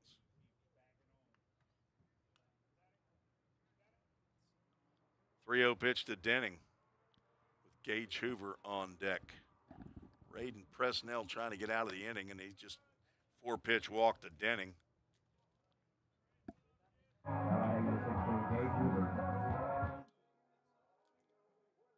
is Presnell's first walk of the game. And Gage Hoover stands in. 6 home runs on the year. He had a double in his last at-bat. That was his 8th of the year. Tied Reed Mashinsky for second on the club in that category. Oh, Gage Hoover, come out of your shoes on that pitch, please. Takes a breaking pitch for a called strike on the inside corner. The son of Mike and Angie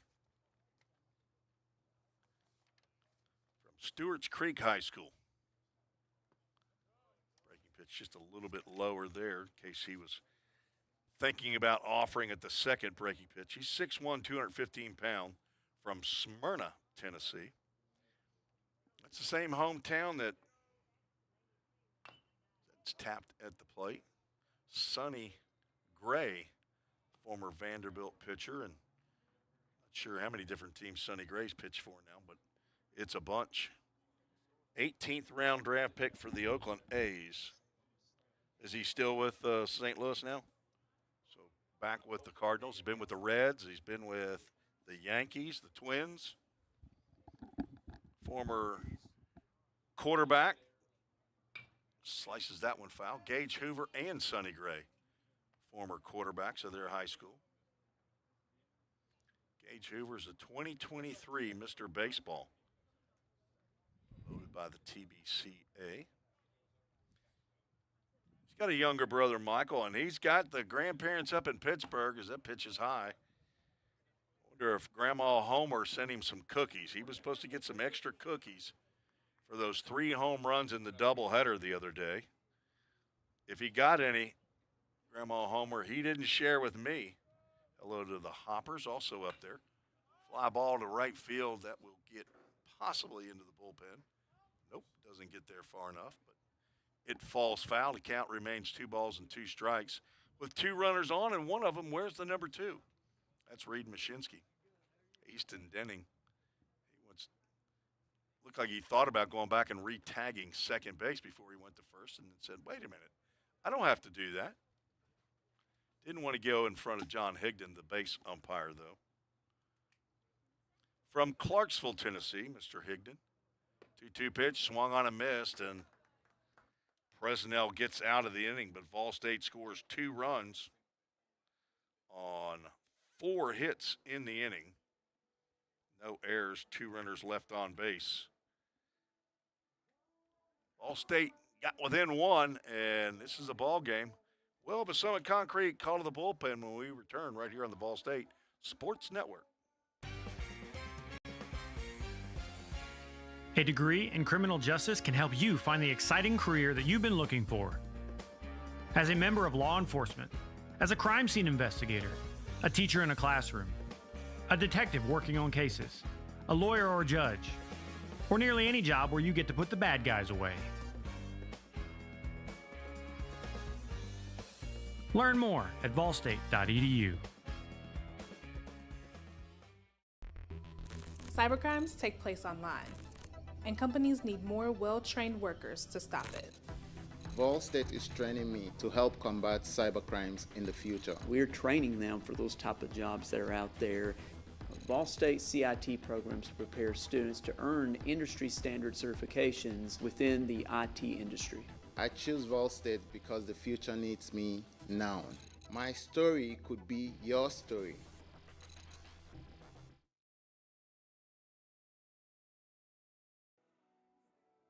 Summit Concrete called the bullpen for the Pioneers. Freshman Brody Prairie out of Rossview High School in Clarksville, Tennessee. 6'2", 195-pound freshman, general studies major, the son of Troy and Shannon Prairie. Little brother to Chase, Logan, and Bryce Prairie. Hello to Grandpa and Grandma Prairie in Jerome, Idaho, and Grandma Irwin in Colorado Springs, Colorado. He is on in relief. R.J. Moore, who goes 1 inning, no hits, no runs, no walks. Did plunk a batter, faced 3. Gives away to the 5th pitcher out of the bullpen, second lefty for the Pioneers. Where's the number 10? He's a two-way player. Mostly as a pitcher here is the first pitch he delivers, the breaking pitch to Cooper Phillips, cleanup hitter, who was at the plate when Sam Hugg was picked off at first base. Phillips 0 for 2.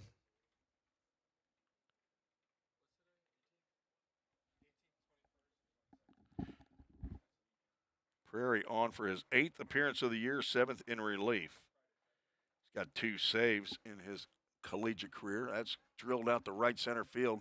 Thrain over, and that ball's going to hit right off the top of the fence and bounce out right off of the yellow foam out there on top of the fence by the line-to-line sign. That's a solo home run by Cooper Phillips. That's his 2nd of the year. As Calhoun gets one of those runs back. Ball traveling out of here in right center field. Second home run of the day by Calhoun. Lawson Collier looks at a called strike. He's 0 for 2. Fouls that one out.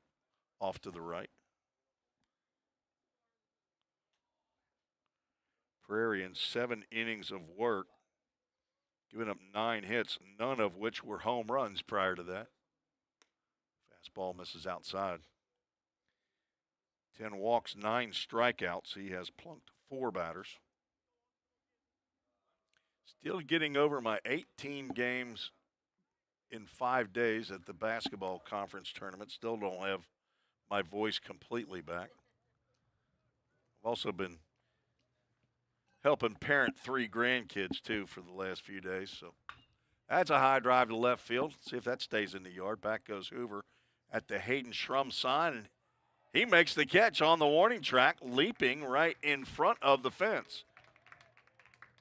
Not sure that he robbed a home run there. I believe that probably would have stayed in the field of play. Chase Marshall. It's 320 down the left field line, 355 to the alley in left center. So that probably is about 325, maybe 330 out there to the Hayden Schrum sign in left field. Tell you about that between the top and the bottom of the 8th inning, what that sign is all about. 380 to dead center, 350 in right center, and a little over 320 down the right field line. Chase Marshall 0 for 1 at the plate, 2 balls, no strikes. Prairie giving up a solo home run to the leadoff batter Phillips, and then a deep fly ball to left. Let's see if he can induce a ground ball here from Marshall, but right now he's need to bring one over the plate. 3-0 count. That's ball 4. Now batting number 10, J.D. Rojas. Second time that Marshall has walked today. And the third walk of the game by Pioneer pitching. Trevor Mootsie will come out of the dugout and have a chat with Prairie. Trevor, first-year coach here at VolState, the pitching coach. Former right-hander at Cumberland University, 2023 Masters in Sports Management there while playing for the Phoenix. And Ryan Hunt, the former VolState head coach here after taking the reins at Cumberland after his dad, Woody, Hall of Famer, hung up the, what do you say? He didn't hang up the whistle. He hung up the, I don't know what you do for a baseball coach. Football and basketball, you hang up the whistle, but hand over the lineup cards, I guess. Also coached at Davidson Academies from Shaw, Mississippi, Trevor Mootsie. M-U-Z-Z-I, common spelling for Mootsie, in case you're not sure. And there it is. 1 for 1 is Trevor. You go out and talk to the pitcher. What happens right after he has a meeting? Prairie throws a strike to J.D. Rojas, who's 0 for 2. Throw over to first. Marshall back in time. See if we got any more emails. Tim Rascal and Marissa Blank have chimed in on treesesports@gmail.com. Breaking pitch backs Rojas off the plate. Says he's from Altamonte Springs, Florida. And our reporter on the street, also known as Alec Tromke, just to my right, says that's near Orlando. I did not fact check that. So I assume he knows how to read a Google map. 2-1 pitch swung on and missed.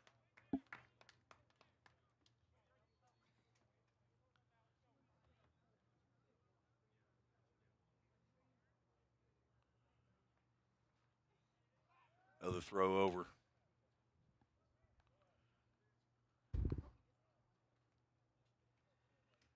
Braden Presnell, who started the game for Calhoun's, gone 5 innings.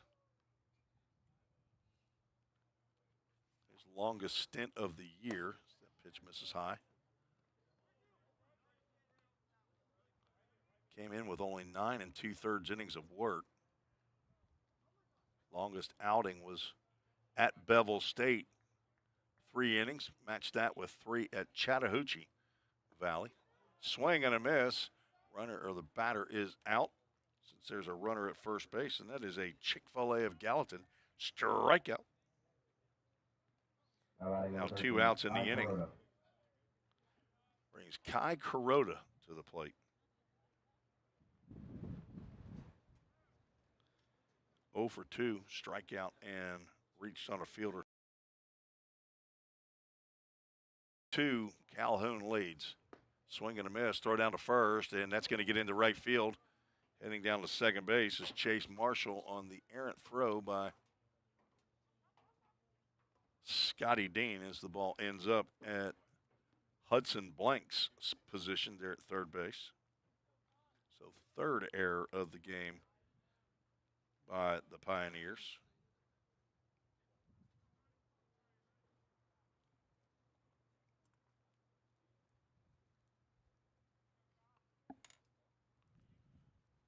Puts Marshall at second with 2 outs. Kuroda 0-1 turns into an 0-2 as he swings and misses.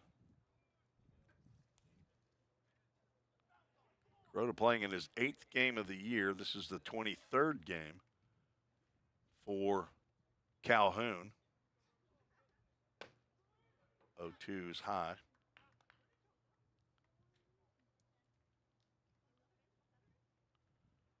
Hogue, who is the DH, also a catcher. Shaden Romans, sophomore catcher on the roster from Russellville, Alabama. Twos are wild. 2 balls, 2 strikes, 2 outs. A runner at second. Here in the top of the 6th. Prairie trying to get out of the inning, and he apparently it's not. Apparently it wasn't a 2-2. What'd you have, Trump? You had 2-2? We're going to check Luis Maldonado. Okay, here we go. Luis Maldonado was at first going to allow Kai Kuroda to go ahead and go on down to first base on a 3-ball, 2-strike count, but I guess VolState had to catch him.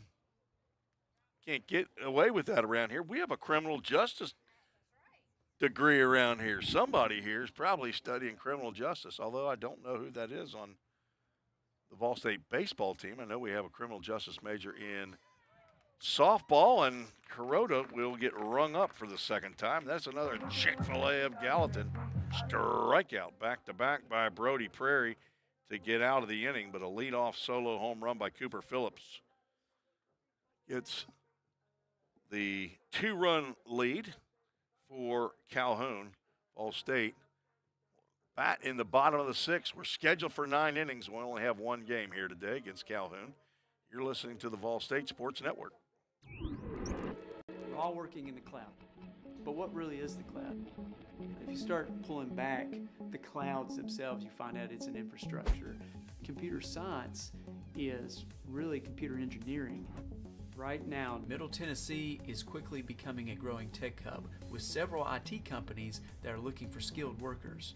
if you're pursuing the CIT program at VolState, you're preparing yourself to fill those positions. Have you ever wondered what happens when you click Buy It Now? A whole series of transactions take place, from the manufacturer to your front door.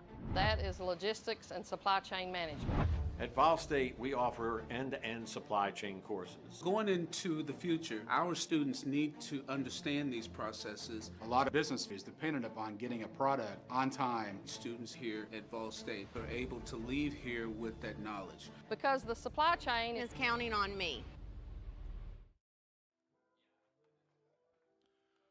New pitcher on for Calhoun as Raiden Presnell goes 5 innings of work. He gives way to number 44, Jerrison Ortiz, 6'2", 220-pound sophomore from the Bronx, New York. Ortiz out for his 4th appearance of the year, 9.00 ERA, 0-1 record. He does have 1 save. They have 2 on the year in their 6 wins. Ortiz has only thrown 2 innings so far this year. 3 hits, 3 runs, 2 were earned, walked 5, struck out 2, has plunked 1 batter. He'll face 5, 6, and 7 in the VolState lineup. Raiden Presnell leaves with the lead. He's in line for his first win of the year. Gave up 7 hits, 2 runs. They were earned, walked 1. Struck out only 2 batters, did give up 1 big fly. That was a solo home run to Lex Falsoni leading off the 5th. Falsoni is the 3rd batter due up here in the 6th inning for VolState.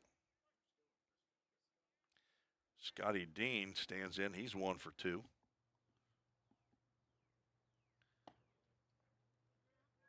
Hit a laser shot out to center field in his last at-bat. It was caught by Lawson Collier. 1-0 pitch. Scotty, I'm sure in his dreams at night, sees balls coming at him, hitting him in the left arm, and he's been hit in that hand once.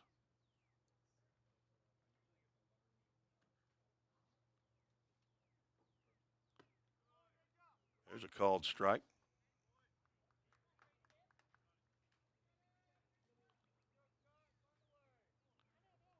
Dean, one of the 9 from Clarksville, Tennessee.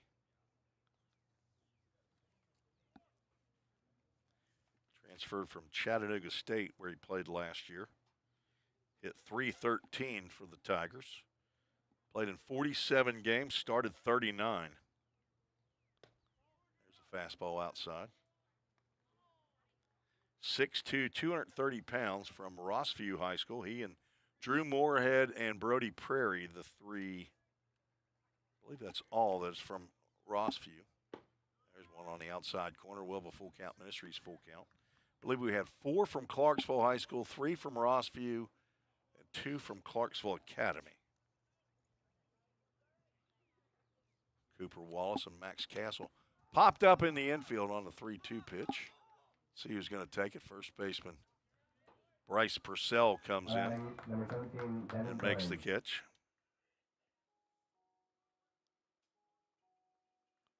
Devin Thrain 0 for 2 stands in. Fouled one off of the back leg. Looks like he's recovered.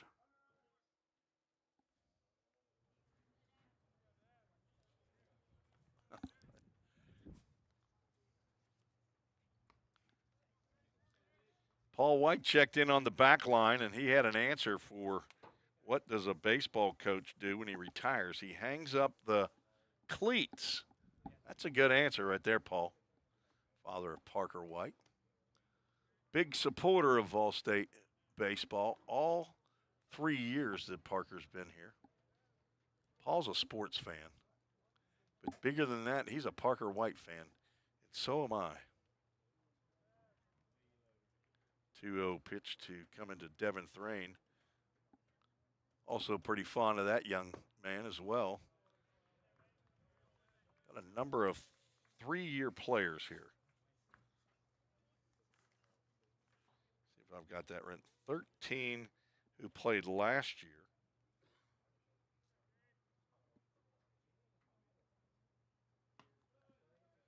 Ball 4 to D-Train. Batting number 15, Lex Falsoni. That brings Lex Falsoni to the plate. Don't call him Falsone. He won't get too upset, but he's from Michigan. Sometimes he gets his feelings hurt. You know those Michiganders. Jerry and Andrea know I'm just kidding. But I like to say OH around him. Get a little smile from Lex. You know, honestly, I don't know if he's a Michigan or a Michigan State fan. It's okay if he's a Michigan State fan. I'm okay with that. It's that other team up north. He does wear a Michigan shirt on the road from time to time. So as I recall, I think he's a Michigan fan. Hit a solo home run leading off the 5th. He hits another one, he'll tie the game up. He started to go, and John Higdon says he did not cross the plate, did not offer, and the count goes 3 balls and no strikes from the new pitcher on for Calhoun. Big, tall right-hander. Jerison Ortiz, Jerison.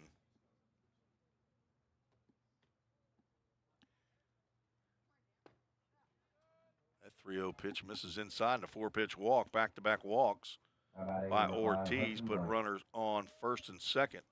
It's Hudson Blank will step to the plate. He hit the first pitch he saw right after Falsoni hit his 5th home run, he says, with his voice cracking.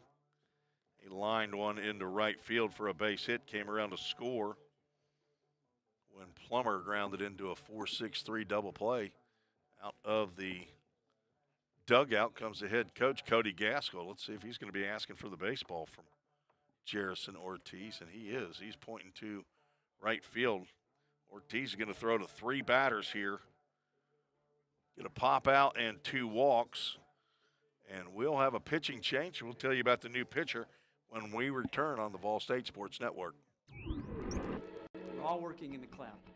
But what really is the cloud? If you start pulling back the clouds themselves, you find out it's an infrastructure. Computer science is really computer engineering. Right now, Middle Tennessee is quickly becoming a growing tech hub with several IT companies that are looking for skilled workers. if you're pursuing the CIT program at VolState, you're preparing yourself to fill those positions. Have you ever? New pitcher on for Calhoun, number 43, Coleman Garner, come out of the bullpen. Another sophomore, 6 foot, 180 pounds, from Trinity, Alabama.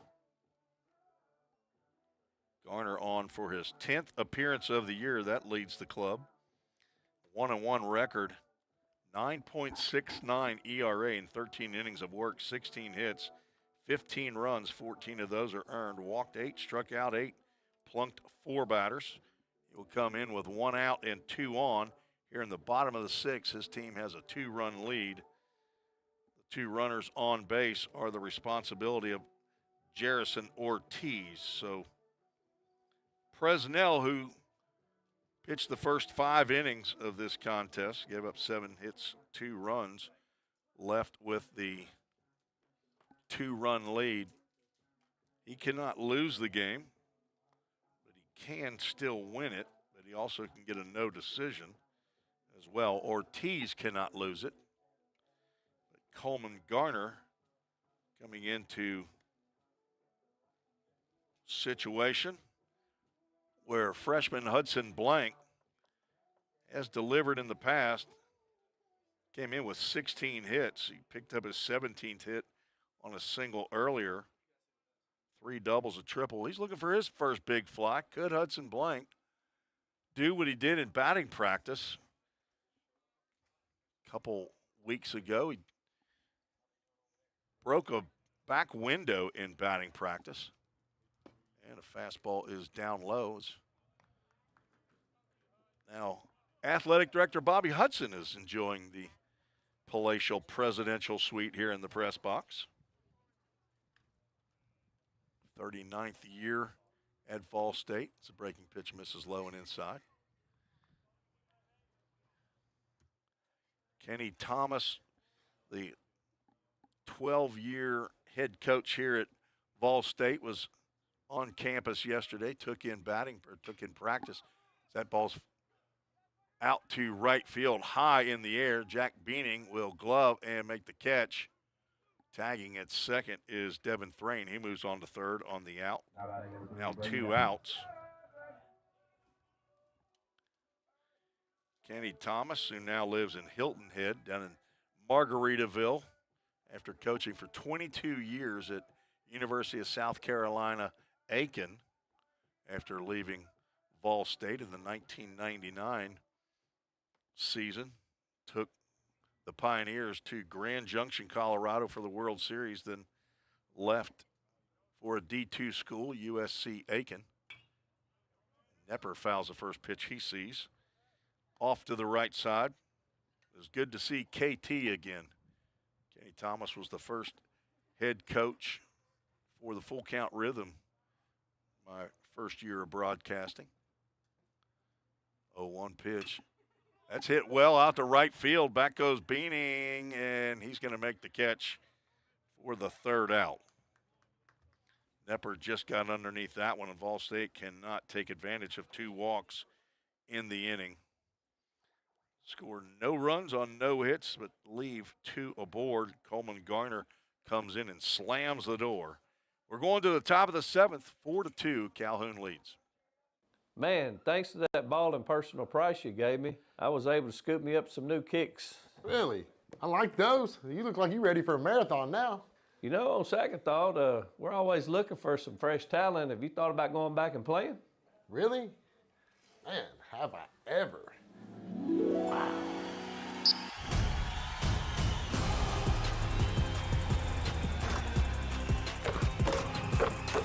Go to the goal. There you go, buddy.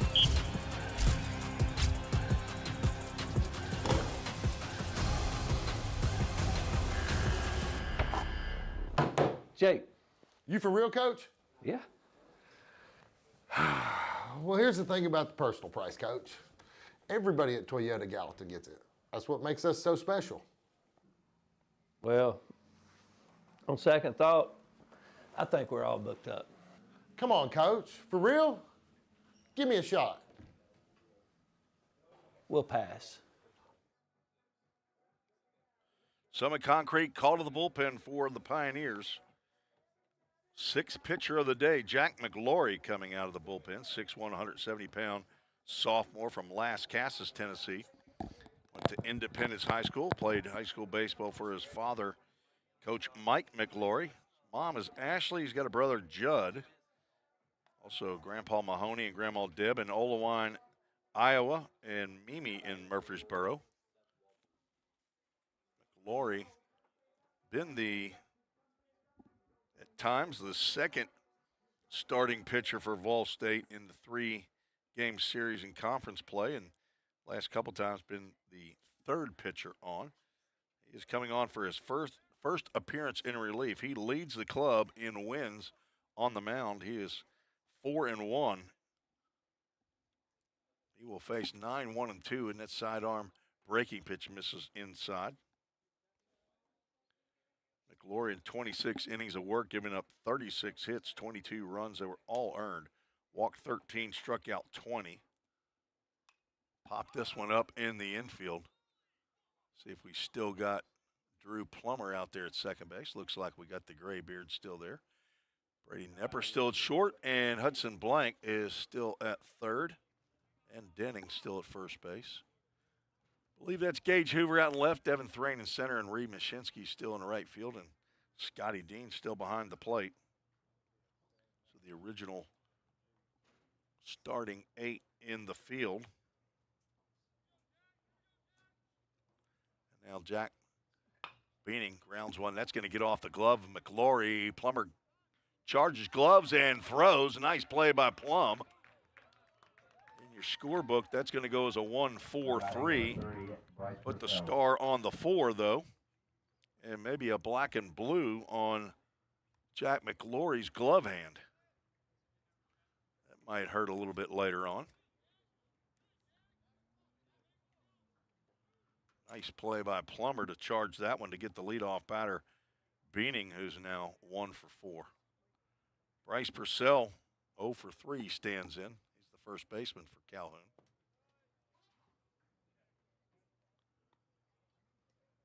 VolState's only managed 2 runs. That was in the 5th inning. Left a number of runners on base. Glory gets the call on that. Nice pitch on the outside corner. Brody Prairie goes an inning. Line.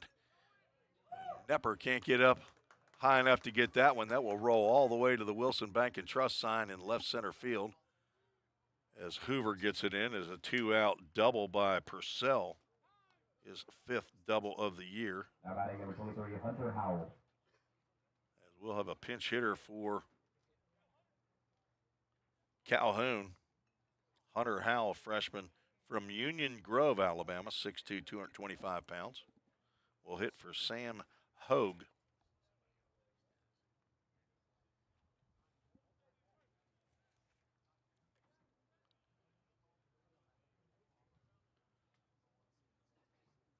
Howell playing in only his 6th game of the year. 2 hits and 10 at-bats, 1 RBI.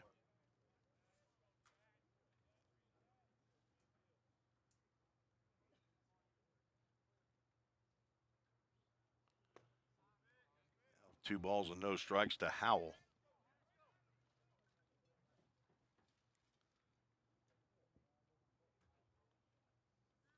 Sam Ho goes 0 for 2. Reached on a hit by pitch. Glory gets a swing and a foul tip into the mitt of Scotty Dean. Cooper Phillips is in the on-deck circle.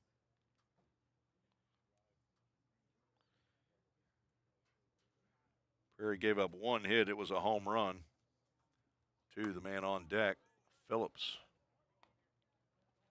leading off the 6th inning.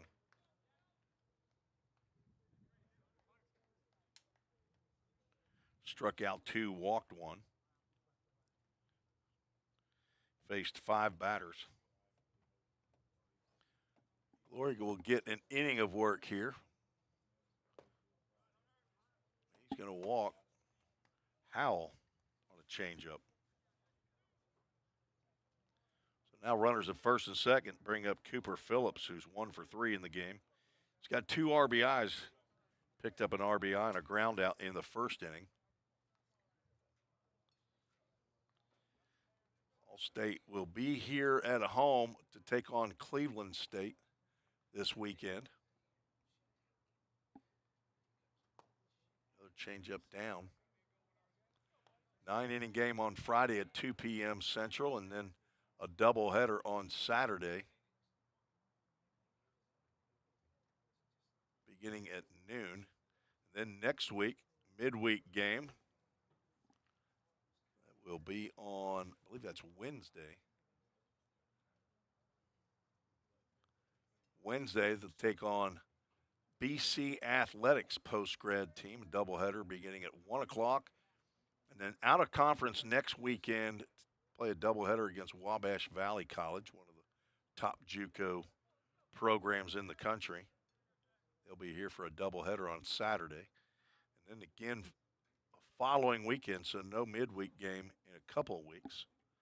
Back home against Motlow State. So be here at Pioneer Field as that ball's in the dirt and it gets by Scotty Dean. That'll be a wild pitch that moves Purcell to third and Howell to second base. So Scotty Dean's not allowed to go out and visit a pitcher anymore. It's got to be Trevor Mutzi. Just kidding. That's not a rule. That's just superstition. 2-0 pitch, 2 outs. Fly ball to left field. This should stay in the yard. Gage Hoover will move over to his left and make the catch. That was maybe the highest fly ball we've had here at Pioneer Field in a long time. Cooper Phillips got underneath that one. It is stretch time. VolState needs some runs, says Dr. T. We'll see if she's right. Lucky sevens. We'll be right back on the VolState Sports Network.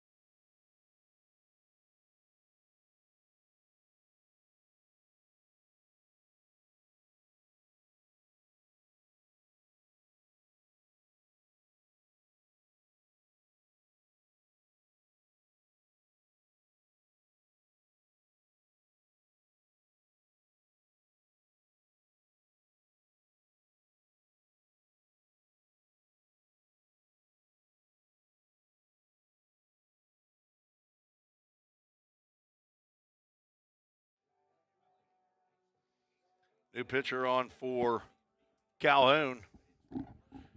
Ethan Clark, the 4th pitcher on for Cody Gaskell's Warhawks. Clark on for his 5th appearance of the year. He has struggled mightily. 2 1/3 innings of work, 11 hits, 13 runs.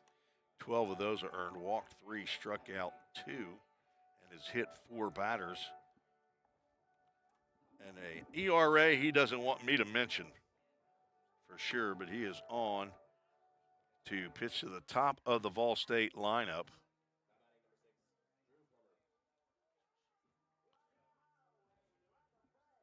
Calhoun scored 1 in the first, 2 in the second, and 1 in the sixth. VolState 2 in the bottom of the 5th inning. Trail 4-2 to the Warhawks. Beat Calhoun down at Calhoun in Decatur, Alabama, a little over 2 weeks ago. Nope, it's right at 2 weeks ago. It's on a Tuesday, March 4th. Plummer, who's 1 for 3 in the game, checks his swing. Count goes 2 balls and no strikes. Sun starting to set here just a little bit before 6 p.m.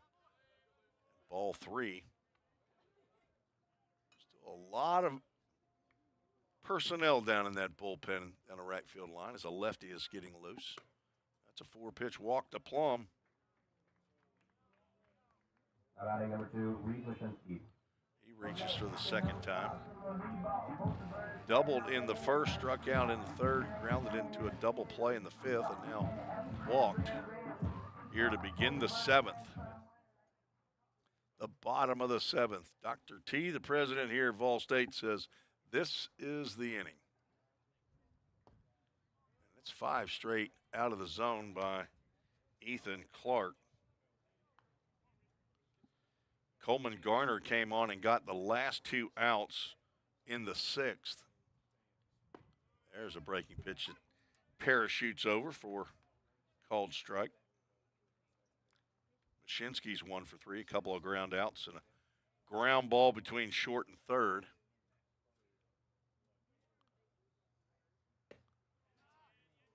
That looked close. They're going to see if he checked his swing, and apparently he did. Almost sounded like he might have tipped it, but apparently that was the glove that sound that I was hearing. And 3 balls and a strike.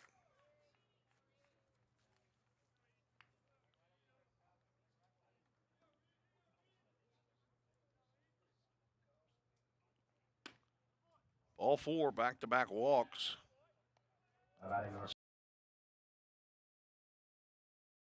Have reached base on back-to-back walks. This time, first time leading off the inning, and Easton Denning is due. He's 0 for 2. He's also walked. It's now 5 walks by Warhawk pitching.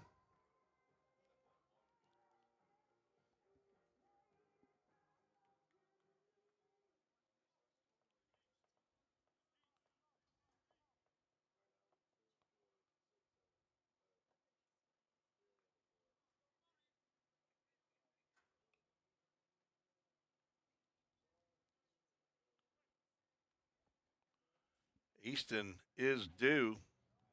Leads the conference in doubles and 3rd in the conference in RBIs. Changeup, he swings and misses. Jim McGuire flashing the signs down in the third base coach's box. In his 4th year here at VolState, got his 100th win the other day against Kishwaukee.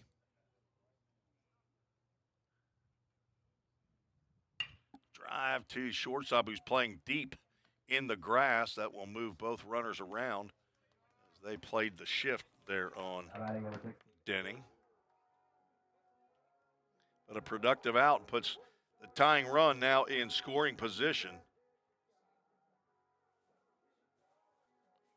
for Gage Hoover.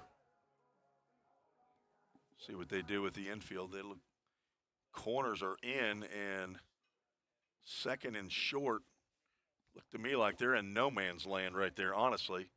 To me, you either pull them in or you put them back, but they are halfway. Outfield, left and center playing pretty deep. Right field, actually rather shallow. They don't know Gage Hoover. hold up on that swing, and he's quickly down in the count 0-2. Hoover's 1 for 3 in the game. Ground out, double, and a strikeout. RBI potential here. Fouls that one down the right field line. It's well struck, but it will land in foul territory. The count remains 0 balls and 2 strikes. My grandson Reese was up here yesterday for practice, and he wanted to know who had the most home runs. So he couldn't stop talking after I told him about number 16's 6 home runs. Breaking pitch stays high. Grandma Homer in Pittsburgh, she's rooting for another one right here. How about a lucky 7 in the 7th? And not on this at-bat as he swings and misses for out number 2.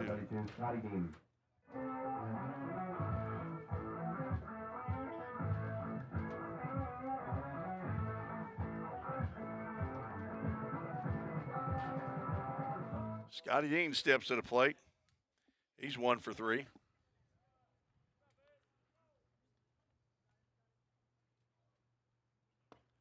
Swinging a miss on a changeup as Clark has come back after walking the first 2 batters to get a ground out and a strikeout. VolState's left a runner on in each inning, at least one runner on each inning, except for the first 7, as that one is fisted toward second base. Chase Marshall will glove an underhand to first base to retire the Pioneers in the 7th. No runs, no hits, no errors, 2 runners left on base. We are headed to the top of the 8th. VolState down 4-2.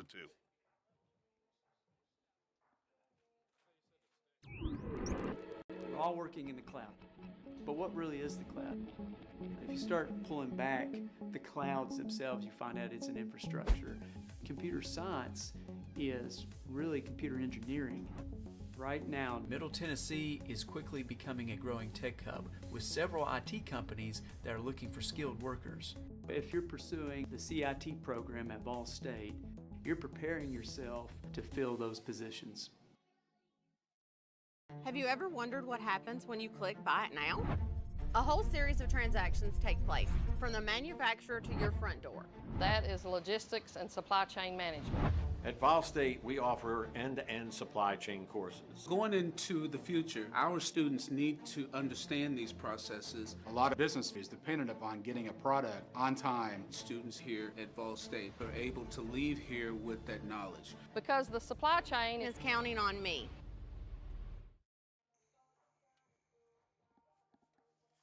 Summit Concrete called to the bullpen for VolState yet again. Running out of spots on my score sheet to put pitchers, but Carter Waltz makes the last regular line. He's a sophomore from Springfield, Tennessee. Thanks to his father, Richard, for the Allie Cassidy hat that I received the other day. Mom is Melanie Waltz. They're up there in Coopertown, Tennessee. 5'10", 155-pound left-hander. Wants to get into construction management. General studies major here, but has an older brother, Noah. Hello to Pops and Nana. They're right here in Hendersonville. Granny in Coopertown and Granddaddy and Graham in Springfield. As Waltz is on in relief of Jack McLaurie, who was on in relief of Brody Prairie, who was on in relief of R.J. Moore. Before that, Braxton Alexander, Caden Blackford, and Max Castle way back when we started at 4:01, just over 2 hours old in this 9-inning contest. See, we'll face 5, 6, and 7. Backs Lawson Collier, the center fielder back. Collier is 0 for 3.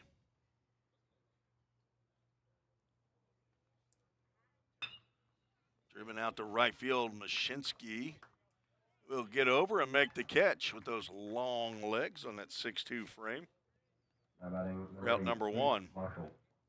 Chase Marshall, who's walked twice in 3 plate appearances, stands in. Wonder if he's got a cousin named Sky Rubble.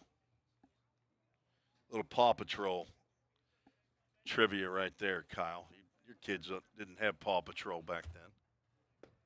My grandkids all over Paw Patrol. Chase, he's the policeman in the Paw Patrol. Marshall, he's the fireman. Rubble, he's the construction man.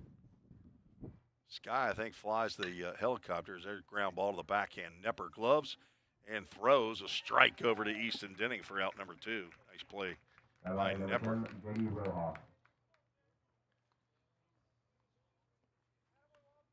I know I'm missing about 4 other Paw Patrols. Chase Marshall, I'm sure, is tired of hearing that, but sorry, Chase. It's either that or we're going to have to get to some Shel Silverstein poetry here before long. I've been brushing up. Nice slider there to J.D. Rojas. I want to check down to first base. John Higdon, yet to ring anybody up, I believe, on a check swing.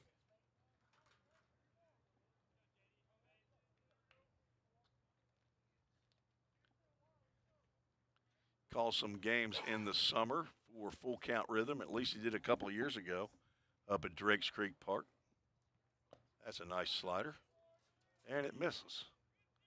Walt's asking where that was. I'm not sure what the answer was, but popped up and out of play on the right side. That will get just right next to the Bobby Hudson Pavilion down the right field line. Thanks for joining us this afternoon. Midweek game. Supposed to have been a doubleheader, but because of some driver issues for the bus, Calhoun had a late start leaving Decatur, Alabama, and the doubleheader turned into 1 9-inning game. 3-1 pitch curves right over the plate to Rojas, and Waltzy will get us to a full count. Ministries full count. Rojas came in hitting .234. He is 0 for 3 in this game. Full count pitch, swung on and missed, but he's going to reach base as Dean could not come up with that offering. That'll be a pass ball, strikeout for Waltz, his first, and a pass ball to Dean to allow Rojas to reach. VolState women won, Lady Pioneers won 8-0 and 8-0 from the Department of Redundancy department there. 2 8-0 wins over the Cleveland State Lady Cougars in conference play. Kai Kuroda at the plate. He struck out twice in 3 plate appearances. Swings and misses there.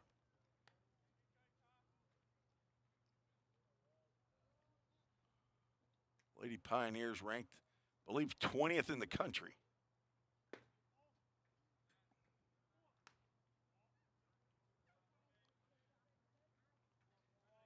Lord willing, I'll be up at the Nichols Softball Complex tomorrow to call their doubleheader against Motlow State. 2-1 pitch is low.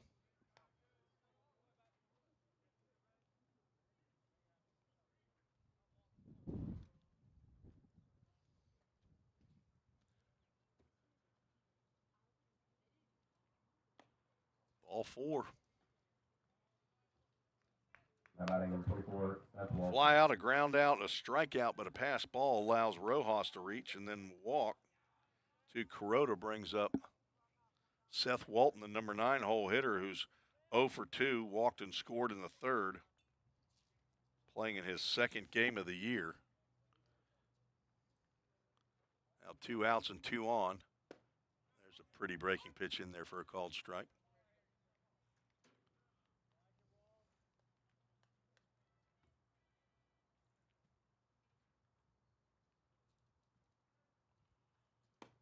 Fastball misses up.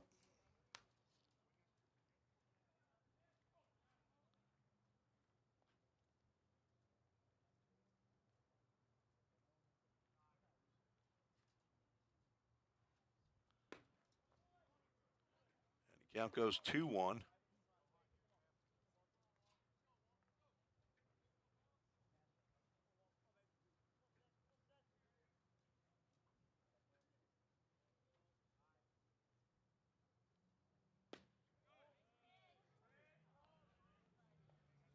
And 3-1 is the count as Walt's running into some issues getting the ball over the plate. Does not want to face the leadoff batter, Beaning, with the bases loaded. He puts one right down the can for a full count. Ministries full count. Runners will be on the move with this pitch. Here in the top of the 8th, Calhoun looking for their 7th win of the year in 23 games. VolState looking for their 22nd win. Swing and a foul tip at the plate. We'll do it all over again. Full Count Ministries just now getting into their new office right next to Framework Athletics. Was over there yesterday. Took a look at the new digs for Full Count. And here's the pitch. It is high, and ball 4 puts Walton on first. And Beaning will step to the plate, but not before Trevor Mutzi will come out and have a conference with Waltz. Lucas Wilburn also in his first year as an assistant coach here. He's a volunteer assistant coach. Former Lane College pitcher and outfielder. He's from Gordo, Alabama, if anybody listening from Calhoun knows where Gordo, Alabama is. 2019 Gordo High School graduate. Very proud of that. But he's also a big Alabama fan. Not of the state necessarily, but of the university. He's engaged to be married. He's going to get married in Sumner County. Actually, just not too far away from my house. Let's just everybody show up to that nice plantation house in end of May. Beaning a 2-run home run in the 3rd that put Calhoun up 3-0 at the time. That was his 7th home run of the year. He leads the squad in that category. Swings and misses at a breaking pitch. Waltz retired the first 2 batters he faced here in the inning. Strikeout and a pass ball allowed Rojas to reach. Back-to-back walks have loaded the bases. Pioneers do not want to play catch-up more than 2 runs. Swing and a miss. Fastball probably just a hair above the letters. Beaning swings just under that. He hit a ground ball, hard ground ball back to McLaury, who pitched in the 7th. Hit off of McLaury's glove, and Drew Plummer had to come in and make a nice play to throw out Beaning. A couple of ground outs for Beaning and a fly out mixed in with the home run. 1 for 4. 2-2 pitch, and that's going to land outside too. Waltz in danger of walking in a run. Can't give Beaning too good a pitch to hit here, but wind still blowing here at Pioneer Field. And the Full Count Ministries full count pitch. Swing and a miss. Carter Waltz gets Beaning swinging, and that is a Chick-fil-A Gallatin strikeout to end the inning. So bases were loaded, all 3 runners stranded, no runs, no hits, no errors. Each team has left 9 batters on base. This is the middle of the 8th, and reserved this time to tell you about why there's a number 8 out on the scoreboard. Hayden Schrum, a former player for VolState, played in 2006 to 2008 for Mike Crosland, the head coach. Was a 2005 Macon County High School grad. Right-handed pitcher, went on to go to school at MTSU, but contracted leukemia in 2009 and ended up passing away in 2010.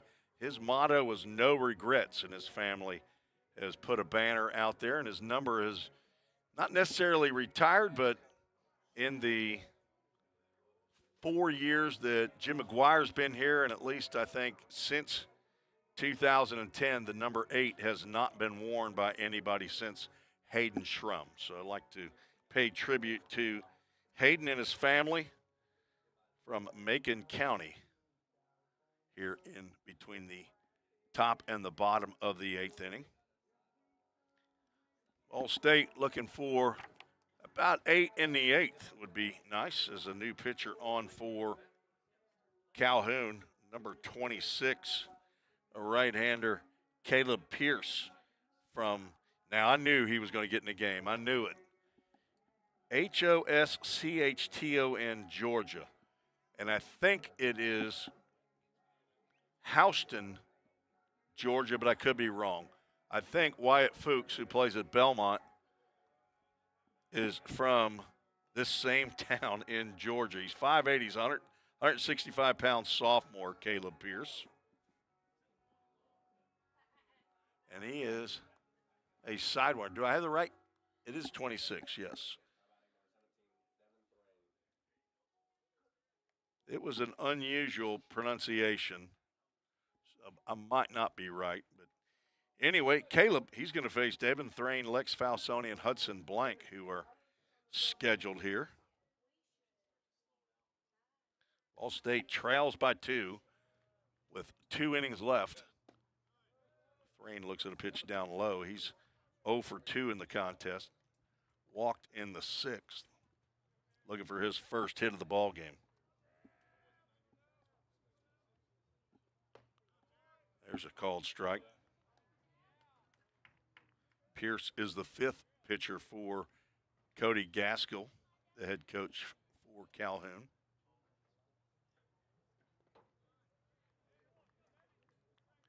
Ethan Clark went an inning, no hits, no runs. Did walk 2 batters. Struck out 1, faced 5 in the game.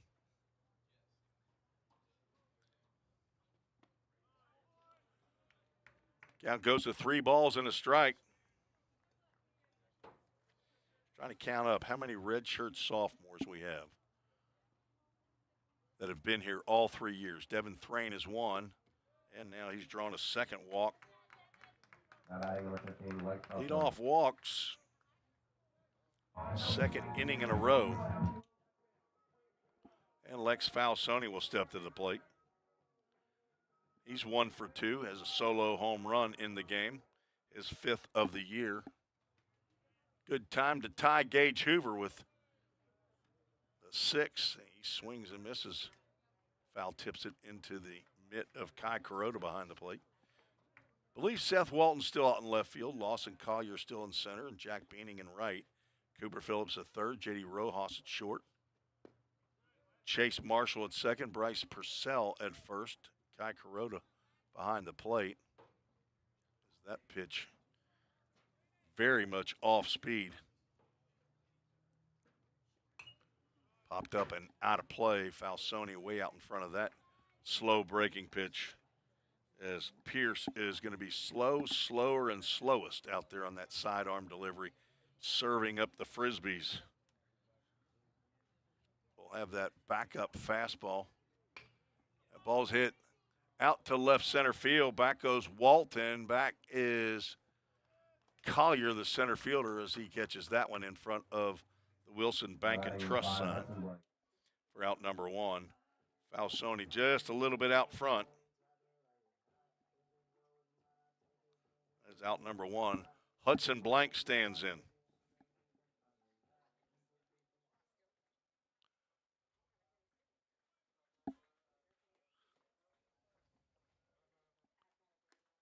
First pitch to Blank, misses outside.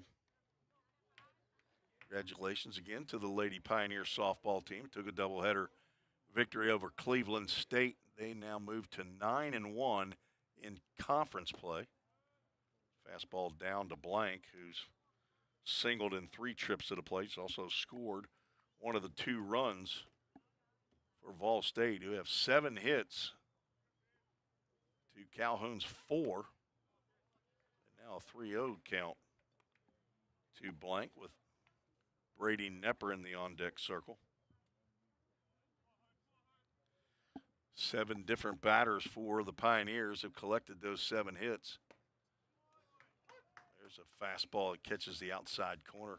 Little comeback action there on that fastball.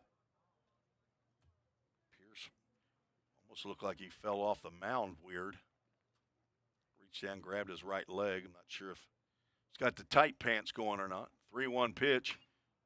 It's going to be foul just over the Bobby Hudson Pavilion. At tournament time, Bobby Hudson's down there grilling hamburgers like there's no tomorrow. He got him a Blackstone. Is that right? Can't hide money. Just got a piece of that one was Hudson Blank. My wife and daughter cooked some breakfast the last couple of mornings on the Blackstone at our house. They love it. I'm not a big grill master, but I know you are, Bobby. He's got the sweatshirt that. What does that say on your sweatshirt? Smoke them if you got them. Oh, I smoke meat and I know things. That's right. Full count pitch to Hudson Blank. Full count Ministries. That's another fly ball. That's not going to get it done. Out to Collier. A little bit easier play. And now 2 are retired. I smoke meat and I know things. Bobby Hudson was doing grandpa duties yesterday as well. What's your granddaughter's name again?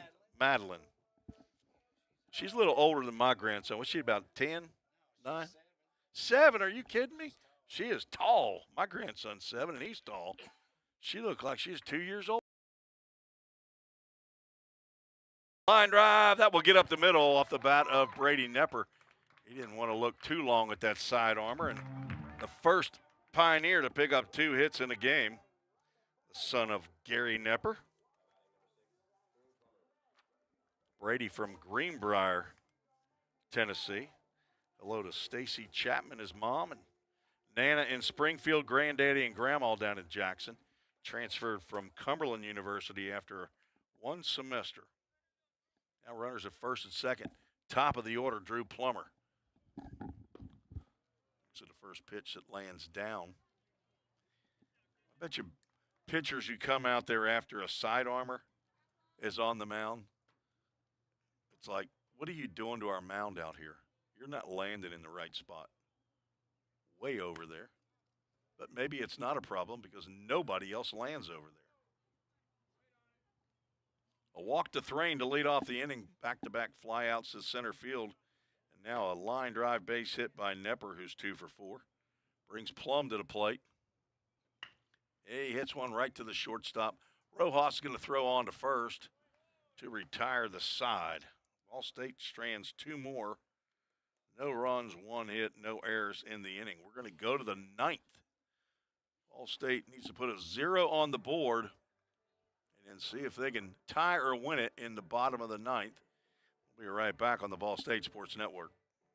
The demand for mechatronics professionals is on the rise.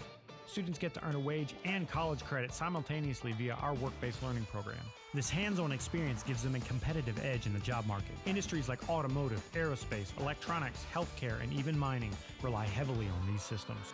These positions offer competitive salaries and a chance to contribute to the cutting-edge technologies that are shaping the world around us. Join us in pioneering the future of manufacturing through the power of mechatronics. Visit volstate.edu to start blazing your pathway now. Classes are available now at the Gallatin and Cookeville campuses. Every day, all around the nation, people find themselves in need of a hero. Fire and emergency medical responders are those heroes we need. They make the difference between life and death. If you desire to make a difference in your community, VolState is leading the way in training everyday heroes. We offer EMS, paramedic, and fire science programs. Spring 2024 enrollment is now open. Visit volstate.edu to learn more. Summit Concrete call to the bullpen for VolState one more time. Drew Moorhead out of the bullpen, 5'11", 195-pound freshman from Rossview High School. That's in Clarksville, Tennessee. Son of Jeff and Leishan Moorhead. Hello to Grandma Loco, who's a big-time supporter of VolState baseball. She lives in Bowling Green, Kentucky. Drew Moorhead, the conference leader in saves out on the mound. Not a save situation. He would love to get a win, though. He has 2 of those in 3 decisions. Now tying Caden Blackford for the team lead in appearances. 21 and a third innings, giving up 19 hits, 17 runs. 13 of those were earned. Walked 16, struck out 24. He has plunked 4 opposing batters. He's going to face 2, 3, and 4 in the Calhoun lineup. The 8th pitcher on for VolState today. Fastball misses outside.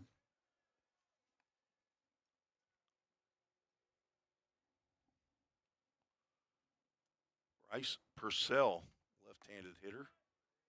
I'm trying to think, yeah.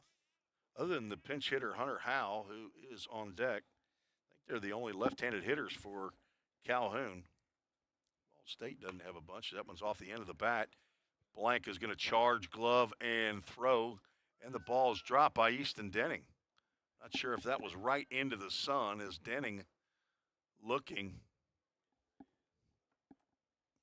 That sun has not gone down below the Pickle Field House or whatever building is that's between Easton Denning and the sun. So that will be an E3, the 4th error of the game for VolState. Not the way you want to start the 9th. Hunter Howe drills one to right field. That's it, down foul. Just missed an extra base hit. Did Howell, who came on as a pinch hitter in the top of the 7th for the DH Sam Hogue. He walked and was stranded at second in the 7th.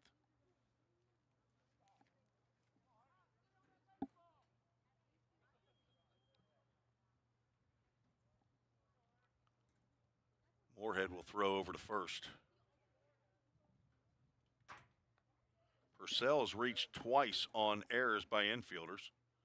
He did double in his last at-bat. So he's been on base 3 times and scored a run. An unearned run in the first inning off of Max Castle, who started this game off. Should have had a 1-2-3 inning, but instead allowed the unearned run. There's a breaking pitch that catches the outside corner, and there is a Chick-fil-A of Gallatin strikeout. Number 9, Cooper Phillips. It's a comeback breaking pitch there for out number 1. I asked for a video for my grandson's first T-ball game, and I've got it. Of course, I'll have to wait till between innings to view said videos. Cooper Phillips stands in. He's 1 for 4. Solo home run.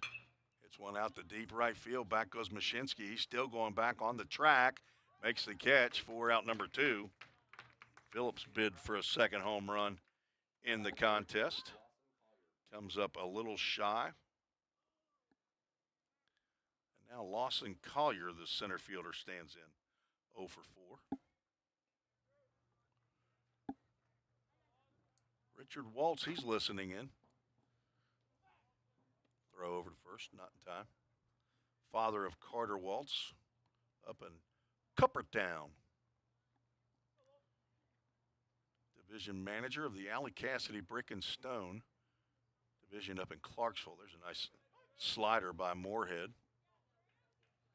I will get that form to you ASAP, Richard. Breaking pitch stayed inside a little bit.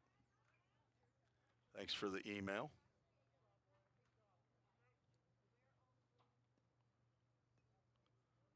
One pitch, just a hair too low, says Luis Maldonado, our home plate umpire.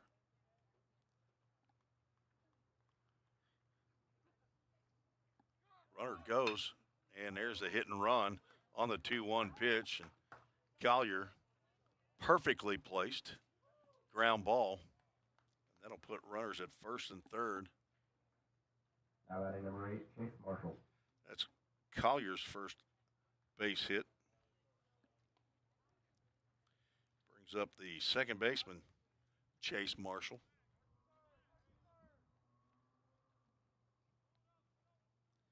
Oh for 2 with a couple of walks.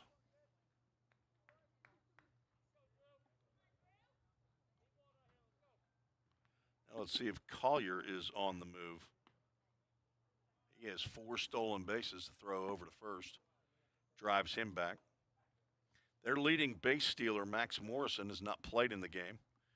Not sure if he's injured or just getting the day off. Fastball misses inside. He has 11 of their 38. Not a stolen base in the game today. Another throw over. Easton Denning's probably saying, hey, quit throwing it over here. That sun's right in my eyes. I believe his sunglasses are on top of his hat. So those aren't doing him any good. 1-0 pitch. Down low. That's going to get in the dirt. Collier will take second base. And honestly, he may have been off, kind of delayed with that pitch. Wonder what, I'm going to throw stolen base down there. Unless he read that dirt ball really, really fast. 2-0 pitch now, runners at second and third. There's a called strike. J.D. Rojas, the shortstop, is in the on-deck circle. VolState down by 2, don't want to go down by more than that, heading to the bottom of the ninth. Now the count goes 3 balls and a strike. Marshall came in leading the team in walks. He had 16. The next closest, Bryce Purcell with 9. And Marshall's with 2 in this game now has 18, and he's a pitch away from getting 19. Tapper down to third base. Blank's going to glove and throw to Denning, and that will retire the side. I almost thought that might have been foul, but Marshall grounds out to Blank for out number 3. No runs. 1 hit in the inning, 1 error, 2 runners left on base. Headed to the bottom of the ninth, VolState needs 2 to tie and 3 to win. You're listening to the VolState Sports Network. Welcome to the VolState Nursing Lab. The simulation lab allows students to come in a safe environment and practice real-world patient care without worrying about harming patients. We have 5 high-fidelity mannequins that we use with our nursing students in our lab to simulate real-world scenarios that they're going to see once they're out in the hospitals working. We have an adult mannequin, as you see here. She simulates everything from a normal patient to wounds to trachs, IVs. You can give her medications. We have pediatric mannequins. We have a mom mannequin. We also have other models to where students can start IVs. They can put tubes and drains in. They can remove tubes and drains, do wound care. Also, if we lose clinical placement, then students can still simulate those real-world experiences in the lab to get the same experience and be prepared when they graduate and enter the workforce as a nurse.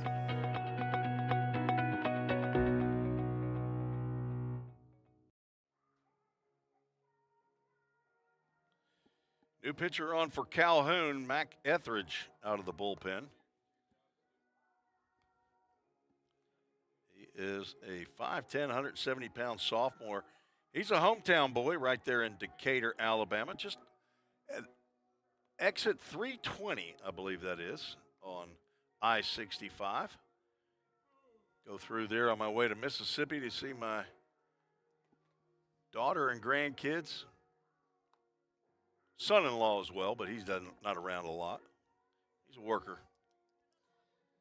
Mac Etheridge out of the bullpen, the 6th pitcher on for Calhoun. 7.71 ERA, 9 in the 3rd innings of work, 8 hits, 10 runs, 8 earned, 11 walks, 13 strikeouts. He's plunked 5 batters. They apparently don't keep track of how many home runs that their pitchers give up, because there's not a one of them on here that's indicated he's given up a long ball, and I'm pretty sure that's not the case. Reed Mashinsky, the number 2 hole hitter, will look at the first pitch from Etheridge, and it's a breaking pitch in there for a called strike. VolState needs 2 here in the bottom of the ninth to keep this game going, or 3 to walk it off happily. Another look like a split finger fastball with some movement. Misses high and away. Mashinsky 1 for 3 in this game. Single and a walk, and 4 trips to the plate. Another fastball with some movement there. Love how the Lady Pioneers softball team comes and supports the baseball team.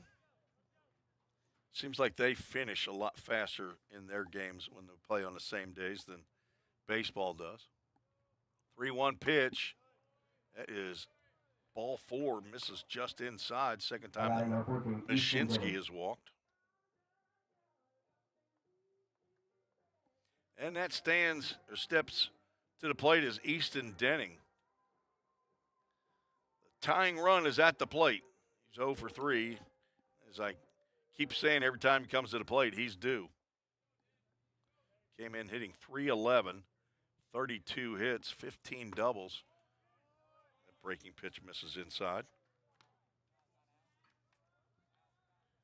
Easton's 6'3", 215-pound freshman from Warren County High School. Biology major, the son of Terry and Sierra Denning. Hello to Pappy and Nani in McMinnville, Papa and Grana in McMinnville, and Stacy and Gigi in Dunlap, Tennessee.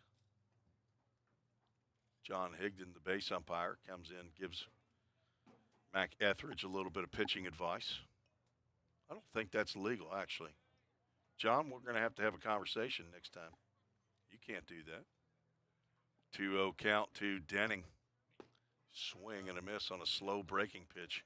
Easton looking to tie this game up with one swing and definitely capable. His grandfather, Jim Denning, always has some kind words when we see each other between games. Another breaking pitch swung on and missed.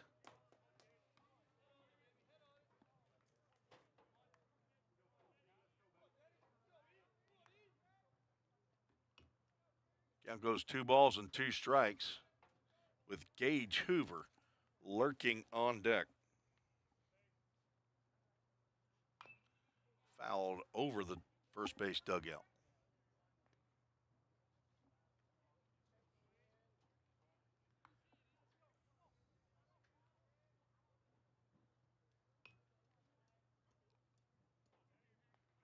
Easton 1 hit in 12 official at-bats at Pellissippi, so struggling a little bit. Looks at pitch low and inside. Count goes full.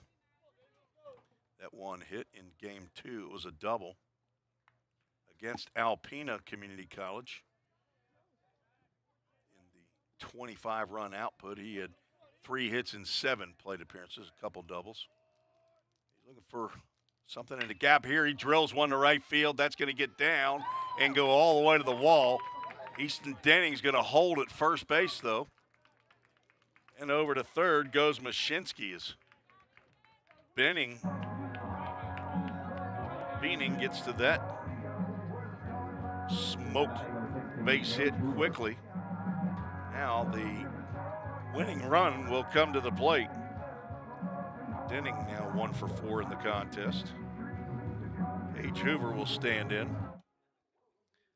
He hit a double in the 4th inning, but was stranded at second. Struck out his last 2 times he's come to the plate. Looking to get bat on the ball here with nobody out. And there is the first step off. The one and only disengagement allowed for this batter for Mac Etheridge.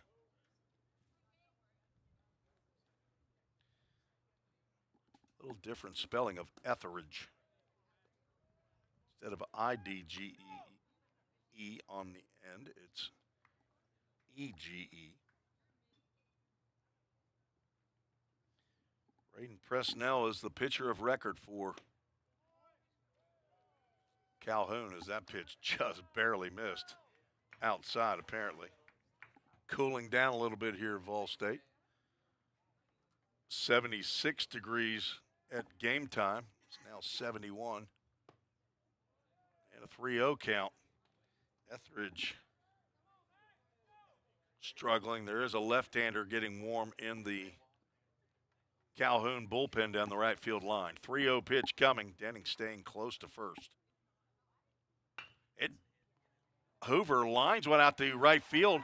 Backing up is Beaning, and that's an RBI single for Gage Hoover. Is not sure if there's a signal by Jim McGuire to say, hey, I want you to swing if you like it. But on a 3-0 pitch, Gage Hoover lines one into right field for an RBI single. That brings home Reed Mashinsky, and now the winning runs are on base, and Scotty Dean steps to the plate. Back-to-back hits brought to you by Hit After Hit. The walk and singles by Denning and Gage Hoover have VolState now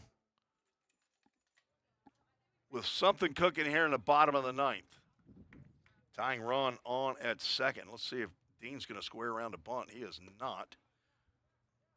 I was going to say, I wouldn't think that Jim McGuire would have Scotty Dean squaring around a bunt, but first baseman Bryce Purcell thinks that he might be. Only 7 sacrifice bunts. That's grounded to short. That could be 2. Rojas over to second for 1. On to first for a 6-4-3 double play. And over to third goes Denning. So now 2 outs. That's the downside of not laying down the bunt. Second double play turned by Calhoun today. And now it's up to Devin Thrain, unless Etheridge wants to uncork a wild pitch. There's a line drive. That's going to get down. That's going to tie the game. D-Train heading to second. He will stand up with a do-that double. Devin Thrain ties the ball game.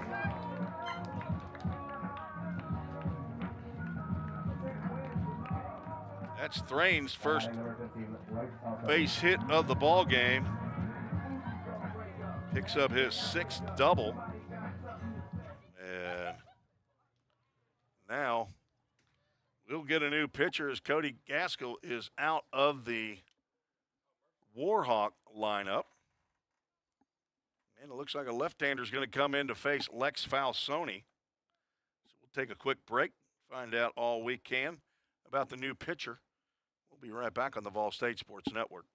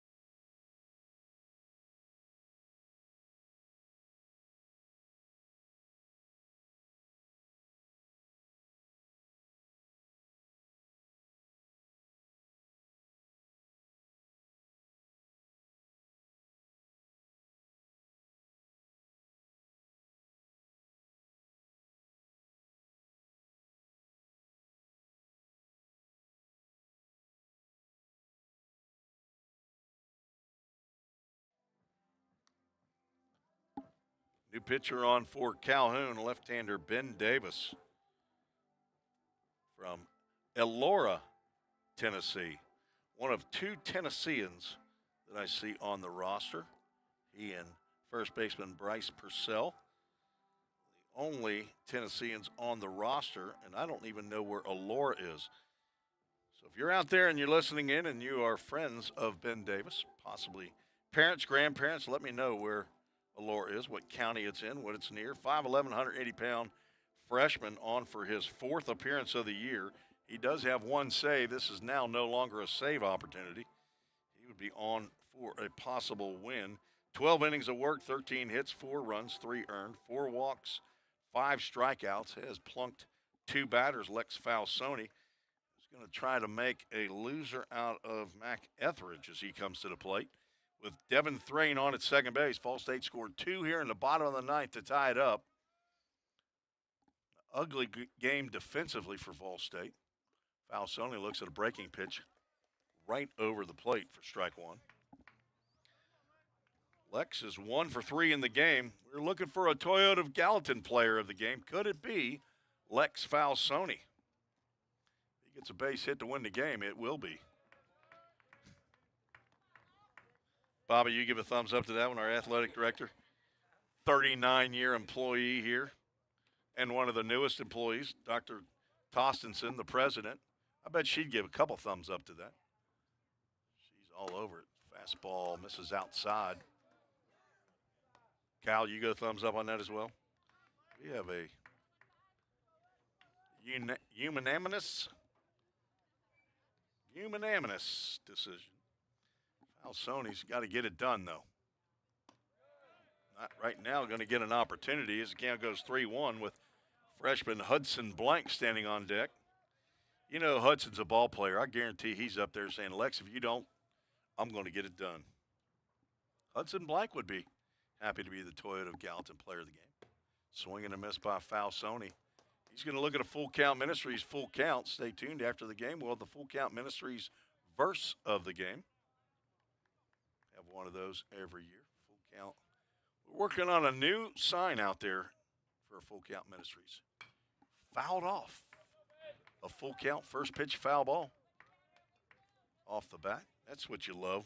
Right when you've got an opportunity to run out there, as I see a Calhoun Warhawk is out after that. Appreciate the Warhawks helping out with foul balls. And the delivery, that's line to left field, but right at the left fielder. Seth Walton comes in to make the catch, and we're going to have some free baseball as Falsoni lines out to left to end the ninth. VolState scores 2. Not the first time that we've gone to extra innings with Calhoun. Scored 2 runs on 3 hits. No errors, 1 runner left on base. Devin Thrain got it done with the double to tie this game up. We're going to the top of the 10th, all tied up 4-4. You're listening to the VolState Sports Network. The demand for mechatronics professionals is on the rise. Students get to earn a wage and college credit simultaneously via our work-based learning program. This hands-on experience gives them a competitive edge in the job market. Industries like automotive, aerospace, electronics, healthcare, and even mining rely heavily on these systems. These positions offer competitive salaries and a chance to contribute to the cutting-edge technologies that are shaping the world around us. Join us in pioneering the future of manufacturing through the power of mechatronics. Visit volstate.edu to start blazing your pathway now. Classes are available now at the Gallatin and Cookeville campuses. Every day, all around the nation, people find themselves in need of a hero. Fire and emergency medical responders are those heroes we need. They make the difference between life and death. If you desire to make a difference in your community, VolState is leading the way in training everyday heroes. We offer EMS, paramedic, and fire science programs. Spring 2024 enrollment is now open. Visit volstate.edu to learn more. Summit Concrete call to the bullpen for the Pioneers. Ryan Murphy, number 27, 6'1", 175-pound redshirt sophomore from Clarksville, Tennessee. He's a former Clarksville Wildcat. Transfer from Lincoln Memorial University, general studies major, son of Mike Murphy and Melissa Kennedy. Hello to Grandma in Clarksville, Tennessee, and Grams in, he says it's Chelmsford, Massachusetts. It's not spelled that way, but if Grams is listening in, let me know if Chelmsford, Massachusetts is correct. Not a big Northeast aficionado of geography. Ryan Murphy is on, I believe this is his 3rd appearance of the year. It's the first time I get to see Murph, and the first pitch he delivers is spiked into the ground. It'll go to the backstop to J.D. Rojas. Murphy will face 7, 8, and 9 in the Calhoun lineup here in the top of the 10th inning. Popped up, that will be in the infield with the lights on here at Pioneer Field. Plummer will go back and make the catch for out number 1.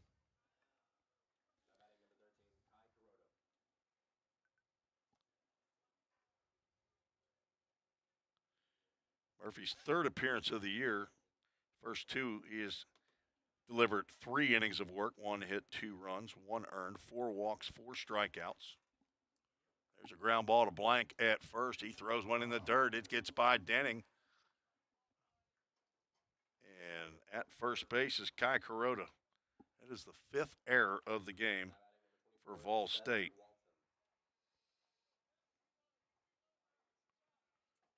Second by Hudson Blank, and that allows Kuroda to reach. And Seth Walton, the number 9 hole hitter. You know what we have not had in this game is a dudette double play. Now would be a very, very good time for one. But my predictions have not really been too good today. But I haven't given a prediction in the 10th inning yet till now, so maybe my luck's going to change. First 2 wide to Walton, who's walked twice, been retired the other 2 times, ground out to the pitcher and a pop out to the second baseman.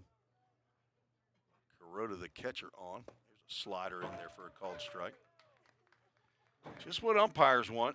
They like extra inning ball games. Originally scheduled for 2 doubleheaders, or 2 games, a doubleheader. Count goes to 3 balls and a strike with the leadoff batter, Beaning, on deck. Walton looking for his first hit of the year. Now 0 for 4, and we'll see a full count. Ministries full count.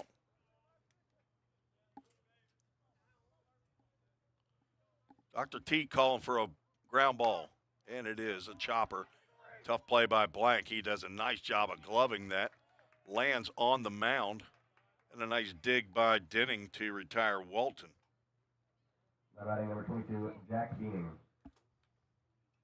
On the play, Kuroda moves to second base. No chance to get 2 there, but 2 now. Out as Beaning will step to the plate. 1 for 5 in the contest for the right fielder from Madison, Alabama. Breaking pitch fouled off to the right side. That's going to be fun to find. It'll get through the trees and across the street over by where Grandma lives.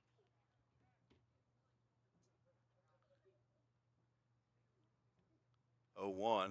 It's a ground ball to third. That will roll foul. Hudson Blank with the pink and blue glove. My grandson Reese Snapkin and I were out shagging some flies and ground balls during batting practice yesterday, and Hudson showed up.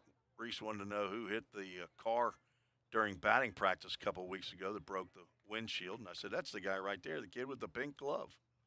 Swing and a miss, and a Chick-fil-A Gallatin strikeout to end the threat here in the top of the 10th as Beaning goes down for the second time on strikes. First strikeout for Murphy, who's ready to pick up a win, a victory in his VolState career, 3 games in. We'll head to the bottom of the 10th, see if VolState can walk it off. You're listening to the VolState Sports Network. A degree in criminal justice can help you find the exciting career that you've been looking for. As a member of law enforcement, as a crime scene investigator, a teacher in a classroom, a detective working on cases, a lawyer or judge, or nearly any job where you get to put the bad guys away. Learn more at volstate.edu. Cybercrimes take place online, and companies need more well-trained workers to stop it. VolState is training me to help combat cybercrimes in the future. We're training them for those type of jobs that are out there. VolState CIT programs prepare students to earn industry standard certifications within the IT industry. I choose VolState because the future needs me now. My story could be your story.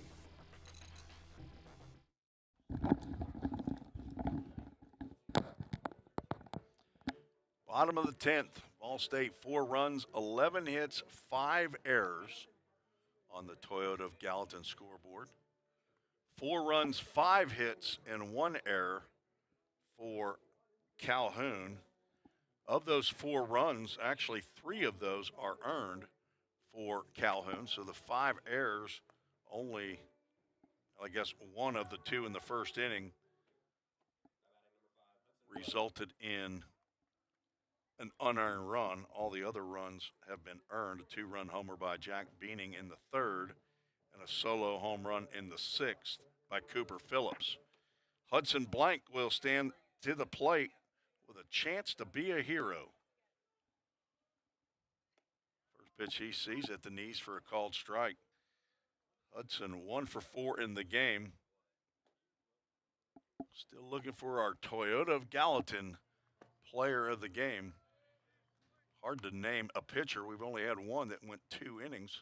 That's Caden Blackford. Everybody else has gone an inning apiece.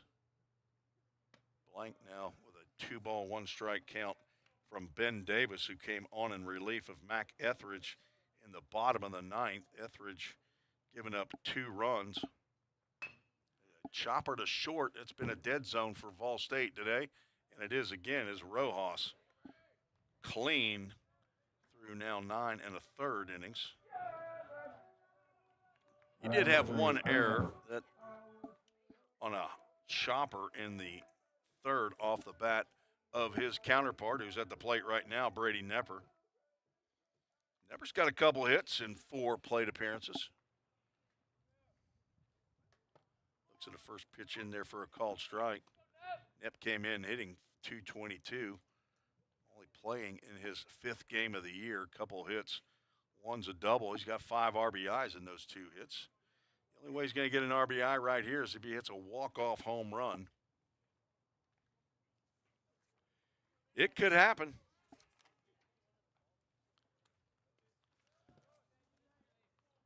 Last year, Brady played 24 games. 14 of those were starts. 2 doubles, a triple. He did have a home run last year, 10 RBIs after transferring from Cumberland University. There's a breaking pitch right over the plate. Count goes 2 balls and 2 strikes to the former Bobcat at Greenbrier, along with Laura Walker.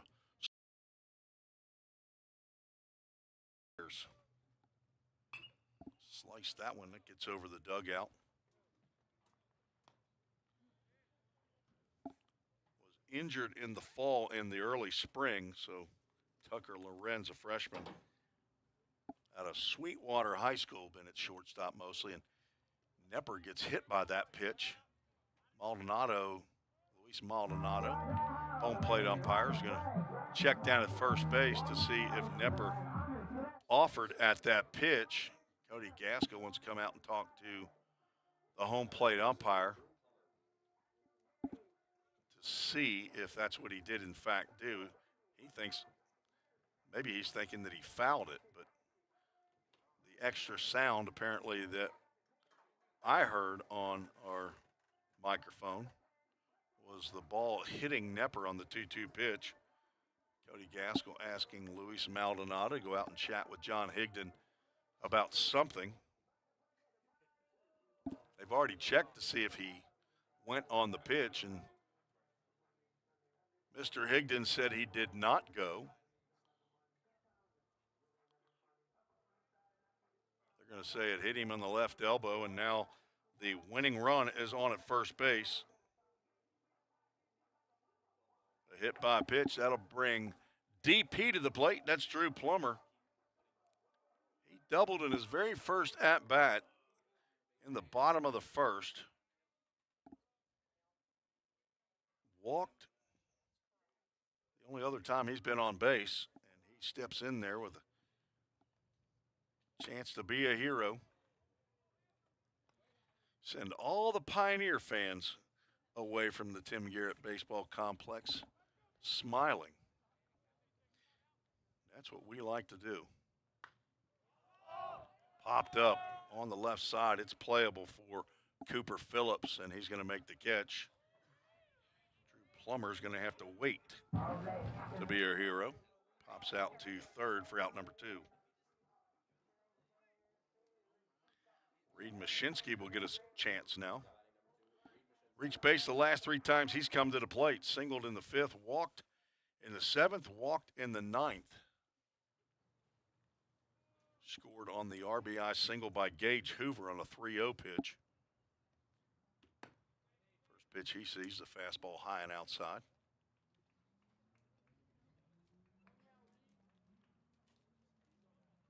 Pioneers softball and baseball team trying to go 3-0 today. 1-0 pitch to Mashinsky. It's a little bit high as well. 2 balls, no strikes.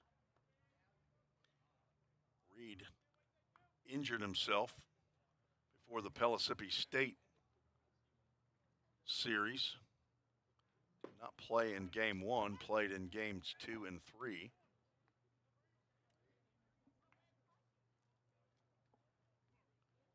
Mashinsky, Thrain, Parker White, Drew Plummer. Been here 3 years. Runner goes, pitches outside, throw down to second. Hits off of the runner, goes out to left center field. And Nepper's going to move on to third base on the errant throw. So give Nepper a stolen base and an error on the catcher on the throw. But there are 2 outs, so it's going to take a base hit, a wild pitch, a pass ball, a balk, an infield single. A walk's not going to do it, but Reed Mashinsky's going to draw another one. It's his 3rd time that he's walked, and Easton Denny's going to get another chance to be the Toyota of Gallatin player of the game. If you need service on a vehicle, call Toyota Gallatin at 615-230-9000. Speak to Emily Smith, lovely young lady, friend of the Tim Reese family. Any make or model. Runner is going to take off. There's going to be no throw as Mashinsky swipes second base. And runners now at second and third. So for an infielder, that takes away the force at second. Breaking pitch right across the plate. As Chase Marshall is in the grass playing Denning to pull. Bryce Purcell at first, also playing very deep. That is popped up in the infield. Purcell has his hands out. He says he's got this one, and he does. Makes the catch, and we'll go to the 11th. No runs, no hits, 1 error, and 2 runners left on base. Running out of space on my score sheet. Still room on the Toyota Gallatin scoreboard. 4-4 is the score. You're listening to the VolState Sports Network. We're all working in the cloud. But what really is the cloud? If you start pulling back the clouds themselves, you find out it's an infrastructure. Computer science is really computer engineering. Right now, Middle Tennessee is quickly becoming a growing tech hub with several IT companies that are looking for skilled workers. if you're pursuing the CIT program at VolState, you're preparing yourself to fill those positions. Have you ever wondered what happens when you click Buy It Now? A whole series of transactions take place, from the manufacturer to your front door. That is logistics and supply chain management. At VolState, we offer end-to-end supply chain courses. Going into the future, our students need to understand these processes. A lot of business is dependent upon getting a product on time. Students here at VolState are able to leave here with that knowledge. Because the supply chain is counting on me.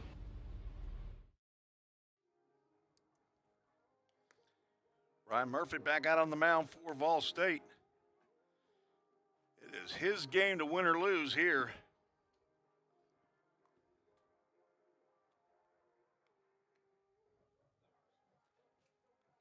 Gage Hoover will lead off the bottom of the 11th, but until then, 2, 3, and 4 will come up for Calhoun.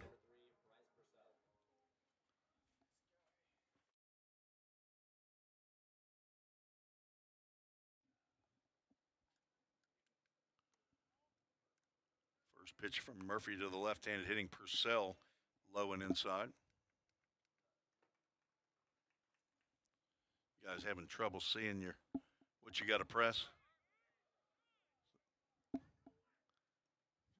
Count goes 2 balls and no strikes to Purcell. Left-handed hitting first baseman. Pops up that one to the left side. That's A.J. Armstrong. He's going to get over and make the catch. He is in for Hudson Blank at third base. A.J. Armstrong just gets in the game, and Batting number 23, Hunter Howard. first play comes to him.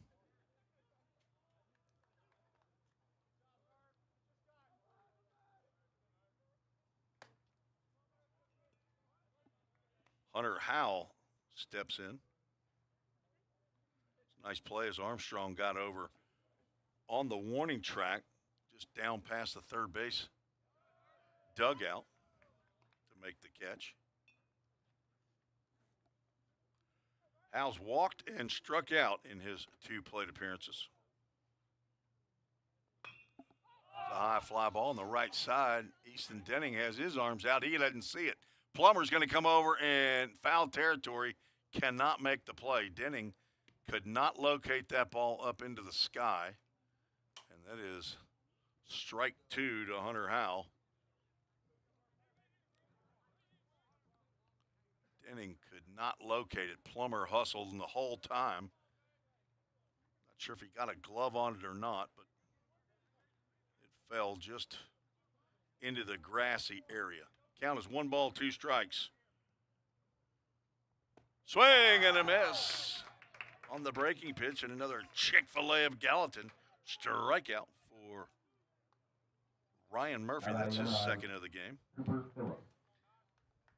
I want to thank the Garrettsons up in Chick-fil-A of Gallatin for their support of VolState baseball. I think the new sign should be here in a couple days. There's a great breaking pitch there to Cooper Phillips. Throw back to Murphy, not so great.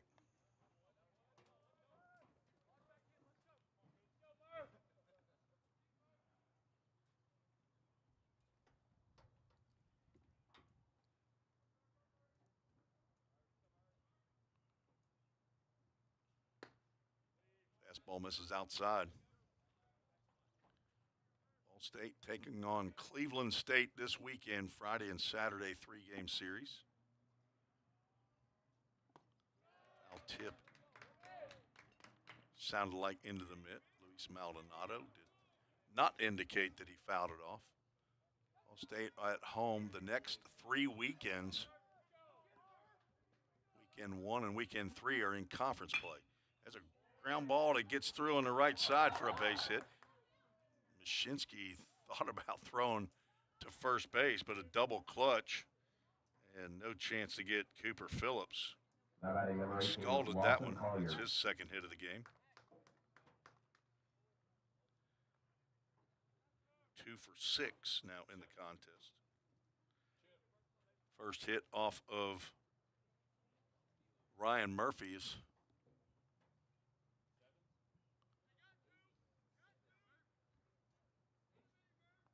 We're going to have a pinch runner at first base, it looks like.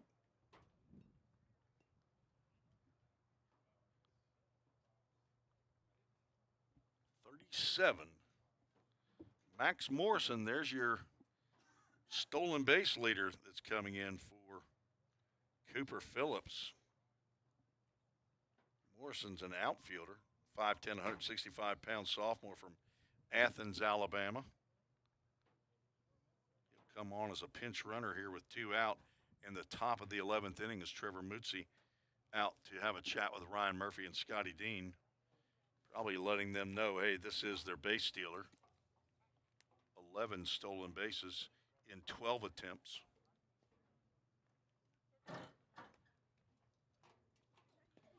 He's pinch running for the third baseman.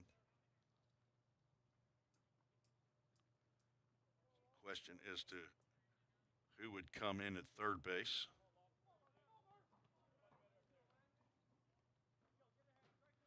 Lawson Collier, the center fielder, stands in. He's got a hit in 5 plate appearances, steps away from a breaking pitch that misses apparently just inside. Collier singled to right field in his last at-bat after being 0 for 4. Runner goes, swing and a miss, throw down to second. Toasted cheese is Morrison. What a throw by Scotty Dean. I mean, an absolute cannon shot to second base as the tag was applied. That's Drew Plummer down there, and he got one. I mean, that was shoulder high as he's bending down. John Higdon rings him up at second base on the caught stealing. No runs, 1 hit, no errors, and nobody left on base.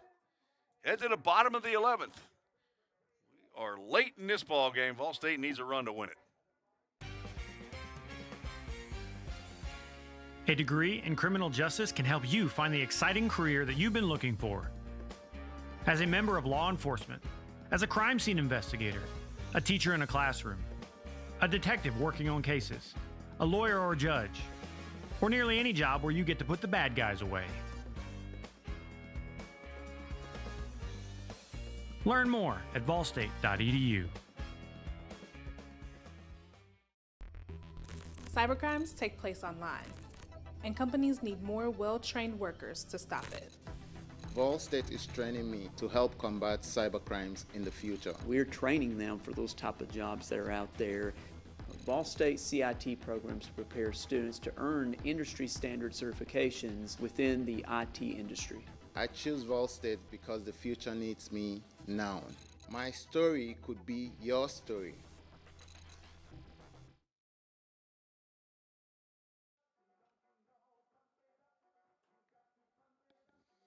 New pitcher on for Calhoun.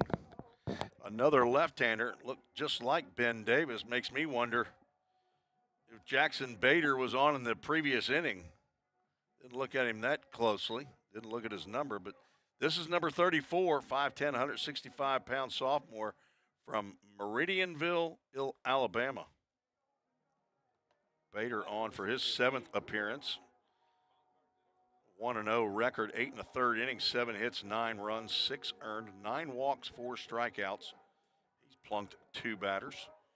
He'll face 4, 5, and 6 if it gets that far. Gage Hoover will step in, and he looks at a breaking pitch in there for a called strike.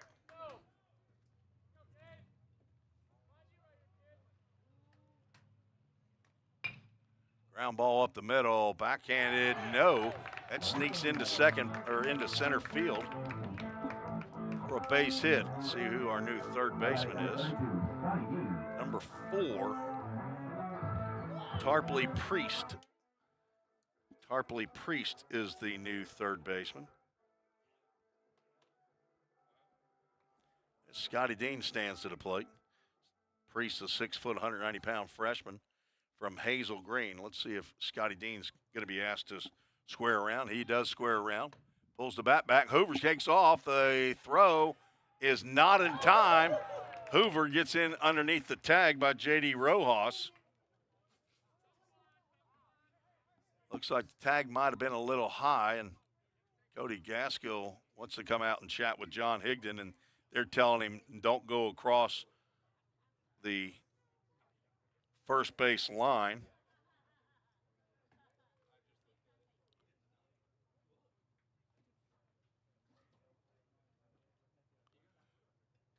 You can go back and look at it on YouTube as well as many times as you want. Just hit that back 10 seconds.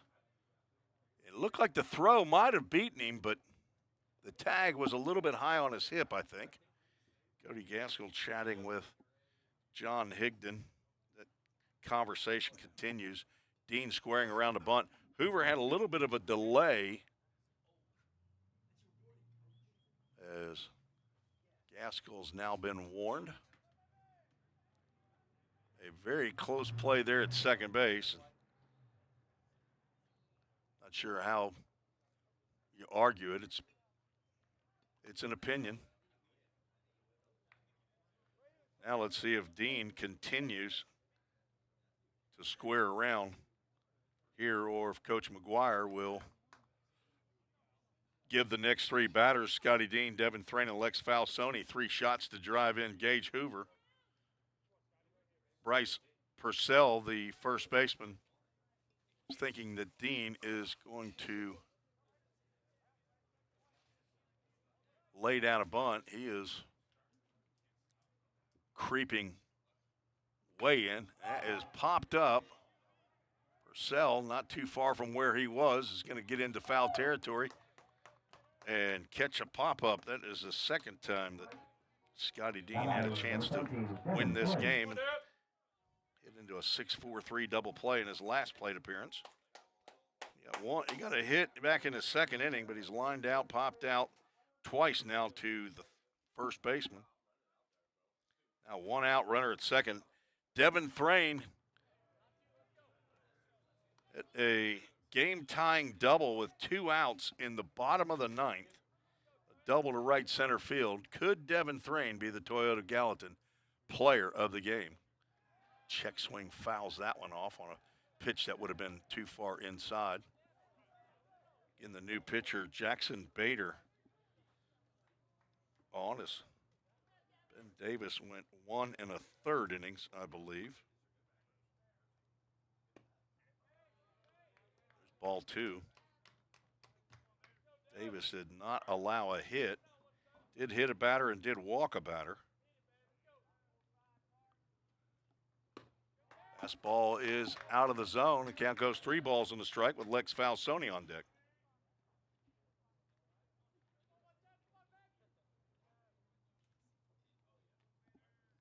The 3-1 pitch with Hoover at second base is down, and Thrain walks for the 3rd time in the contest. And now runners at first and second with 1 out, which if you're Calhoun, you're looking for another ground ball double play, which they've turned 2 today. Falsoni grounded out, solo home run to lead off the 5th, walked, fly out, and a line out. Looks at a changeup right over the plate for a called strike. 3 1/4 hours so far in this 9-inning contest. 0-1 pitch, breaking pitch. It sails right onto the outside corner for a called strike. Now Falsoni down in the count 0-2 with A.J. Armstrong in the on-deck circle. Who came on for Hudson Blank. Tapper at the plate, that'll go foul.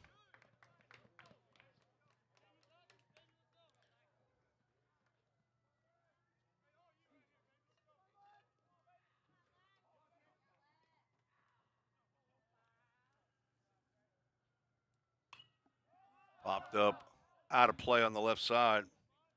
Falsoni on that breaking pitch couldn't do anything but foul that off. Came in hitting .361 on the season. This is his 13th game of the year.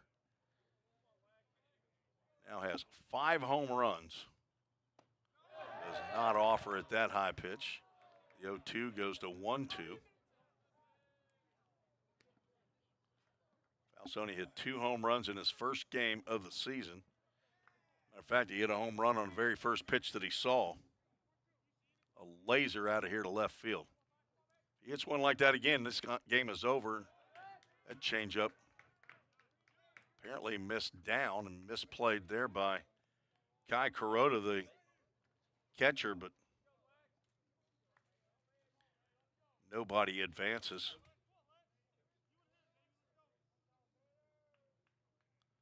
Bottom of the 11th, 2-2. Turns into a full count Ministries, full count. Thanks for joining us on the VolState YouTube channel. Be broadcasting tomorrow on VolState Lady Pioneers doubleheader. Full count pitch to Falsoni. Swing and a miss. Ball pops out of the mid. Both runners were going. A strikeout. Or out number 2. That brings up A.J. Armstrong for his first at-bat of the ball game. Came on for defensive purposes in the top of the 11th inning. It's his first at-bat. Anakin Jack Armstrong. Quick working is Jackson Bader. He delivers 2 outside the zone. So a double steal by Hoover and Thrain. And now the winning run at third base and a 3-0 count to A.J. Armstrong with Brady Nepper on deck. Armstrong sees one right down the can for a called strike. Son of Jack and Sharon Armstrong. Hello to Paul and Nana in Woodbury. He walks a lot as he looks at a breaking pitch right over the plate for a called strike and a full count. Ministries full count. AJ with 8 RBIs, looking for 9 right here. And instead he draws a walk. Bader thought he had a strikeout to end the inning, but instead walks the second batter. So leadoff single by Gage Hoover, a pop out the foul territory to the first baseman, and then walk, strikeout, and a walk have loaded the bases. Brady Nepper at the plate. He's got 2 hits, also been hit. There's a big breaking pitch in there for a called strike from Bader. Bader with an E in the middle of it, B-A-E-D-E-R. Ground ball down the third base line. Tarpley on an infield single by Brady Nepper.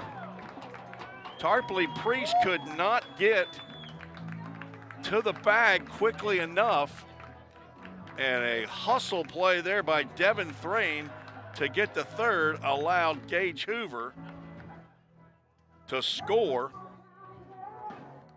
and the Pioneers walked this one off on a bases-loaded infield single by Brady Nepper, who is our Toyota of Gallatin player of the game with 3 hits and the walk-off infield single. For Nepper, he goes 3 for 5 in the game. The infield single will score Hoover, and VolState gets a come-from-behind victory, 5-4. VolState will move to 22-9 on the season. And Calhoun falls to 6-17. Winning pitcher is Ryan Murphy, who picks up his first victory as a Pioneer. Murphy moves to 1-0. Losing pitcher is Jackson Bader, who falls to, I think he's 1-1. He will. 1-1 on the season. No save in the game. In a game that takes 3 hours and 20 minutes and 11 innings of play, VolState gets the hard-fought victory. They were behind 3-0 going into the 5th inning, scored 2 runs in the bottom of the 5th. Calhoun got one of those back in the top of the 6th to go up 4-2. VolState had to score 2 runs in the bottom of the 9th. A big 2-out RBI double by Devin Thrain allowed this game to go to the 10th and also to the 11th, where VolState loaded the bases with 2 outs, and Brady Nepper hit a shot down the third base line that the newly installed third baseman Tarpley Priest was able to smother, but he just couldn't get to the third base bag before the hustling Devin Thrain could get there, which allowed Gage Hoover to come in to score on the infield single and make the Pioneers a 5-4 victory here. So congratulations to the Pioneers and all those that rooting for VolState. Athletic Director Bobby Hudson, he's still up here. He's texting everybody to let them know. Let the TCCAA know that VolState just won. So VolState pulls out the win for their 22nd win of the year. Now 15 closer, I believe, to Jim McGuire's 500th win. I want to get that 500 win this year, Bobby. That's what I want to do. So He's got 103, I think, for VolState, but overall he came in with, I think, 462 wins. And for some reason, my man did not even put up the 5th run on there. It showed that the final was 4-4. Tromke was in such a hurry to get out of here. He didn't even want to finish the scoreboard on there. So we'll show that as we get to our Full Count Ministries verse of the game. It's going to be the Full Count Ministries mission verse, and that is 1 Corinthians 9:25, and that says, everyone who competes in the games goes into strife, but we do it to get a crown that will last forever. Find that 1 Corinthians 9:25. Go to fullcountministry.com. Check out all the ministry's doing for baseball players, not only here in the United States, but worldwide, heading to Austria here next month. So if you're interested in baseball and ministry, go to fullcountministries.com. Well, that'll do it from Pioneer Field. There goes Stacy Plummer. And we are finished. We didn't even get the score up on the scoreboard either, Bobby. What are these guys? Why are they busting out of here to get to the team meeting? Oh, that's down in the that's right. That's down in the dugout. Need to get the guys on the horn to say, put it up there on the board on the Toyota Gallatin scoreboard. Do want to thank all of our sponsors, High Point Health Sumner with Ascension St. Thomas, formerly known as Sumner Regional Medical Center, located right here in the heart of Gallatin. Summit Concrete, Murfreesboro, Tennessee. Chuck Akers passed away in December, former player of Coach McGuire, the owner, and I assume the family still owns Summit Concrete there in Murfreesboro. Line to Line and Game Time Sports Field, Stephen Dotson and Bill Marbett. The Rock Place, owned by Lee Marbett, former player for Coach McGuire. Curbing Edge, Troy and Stacy Harp. Troy also a former player at MTSU. Wilson Bank and Trust. Tommy Decker, former player, Assistant Vice President, Loan Officer at Wilson Bank and Trust right here, I believe in Hendersonville is where he's located. That's where I live. Jersey Mike's, I almost had me a Jersey Mike's, didn't I? Coach Bobby Hudson said if my prediction had come true, he was going to go all out and get me a regular size sub over at Jersey Mike's. I got one number 9 Club Supreme yesterday over at 940 Memory Lane. A.J. Armstrong was our Jersey Mike's first sub of the game. It wasn't until the top of the 11th inning. Those are some of our fine sponsors here at VolState. Pioneers win this one 5-4 in extra innings and move to 6-2 overall in the Jim McGuire era against former VolState Pioneer player and coach Cody Gaskell. Wish safe travels home for Calhoun as they head back to Decatur, Alabama, and good luck to them the rest of their season. For Dr. Wendy Tossenson, the president and the super fan, and for athletic director Bobby Hudson and head coach Jim McGuire, this is Tim Reese saying so long, God bless you. We'll talk to you tomorrow at the softball complex on the VolState Sports Network. But if you're just a baseball fan, Friday at 2 p.m., we'll have another exciting edition of VolState Pioneer Baseball. Thanks for listening.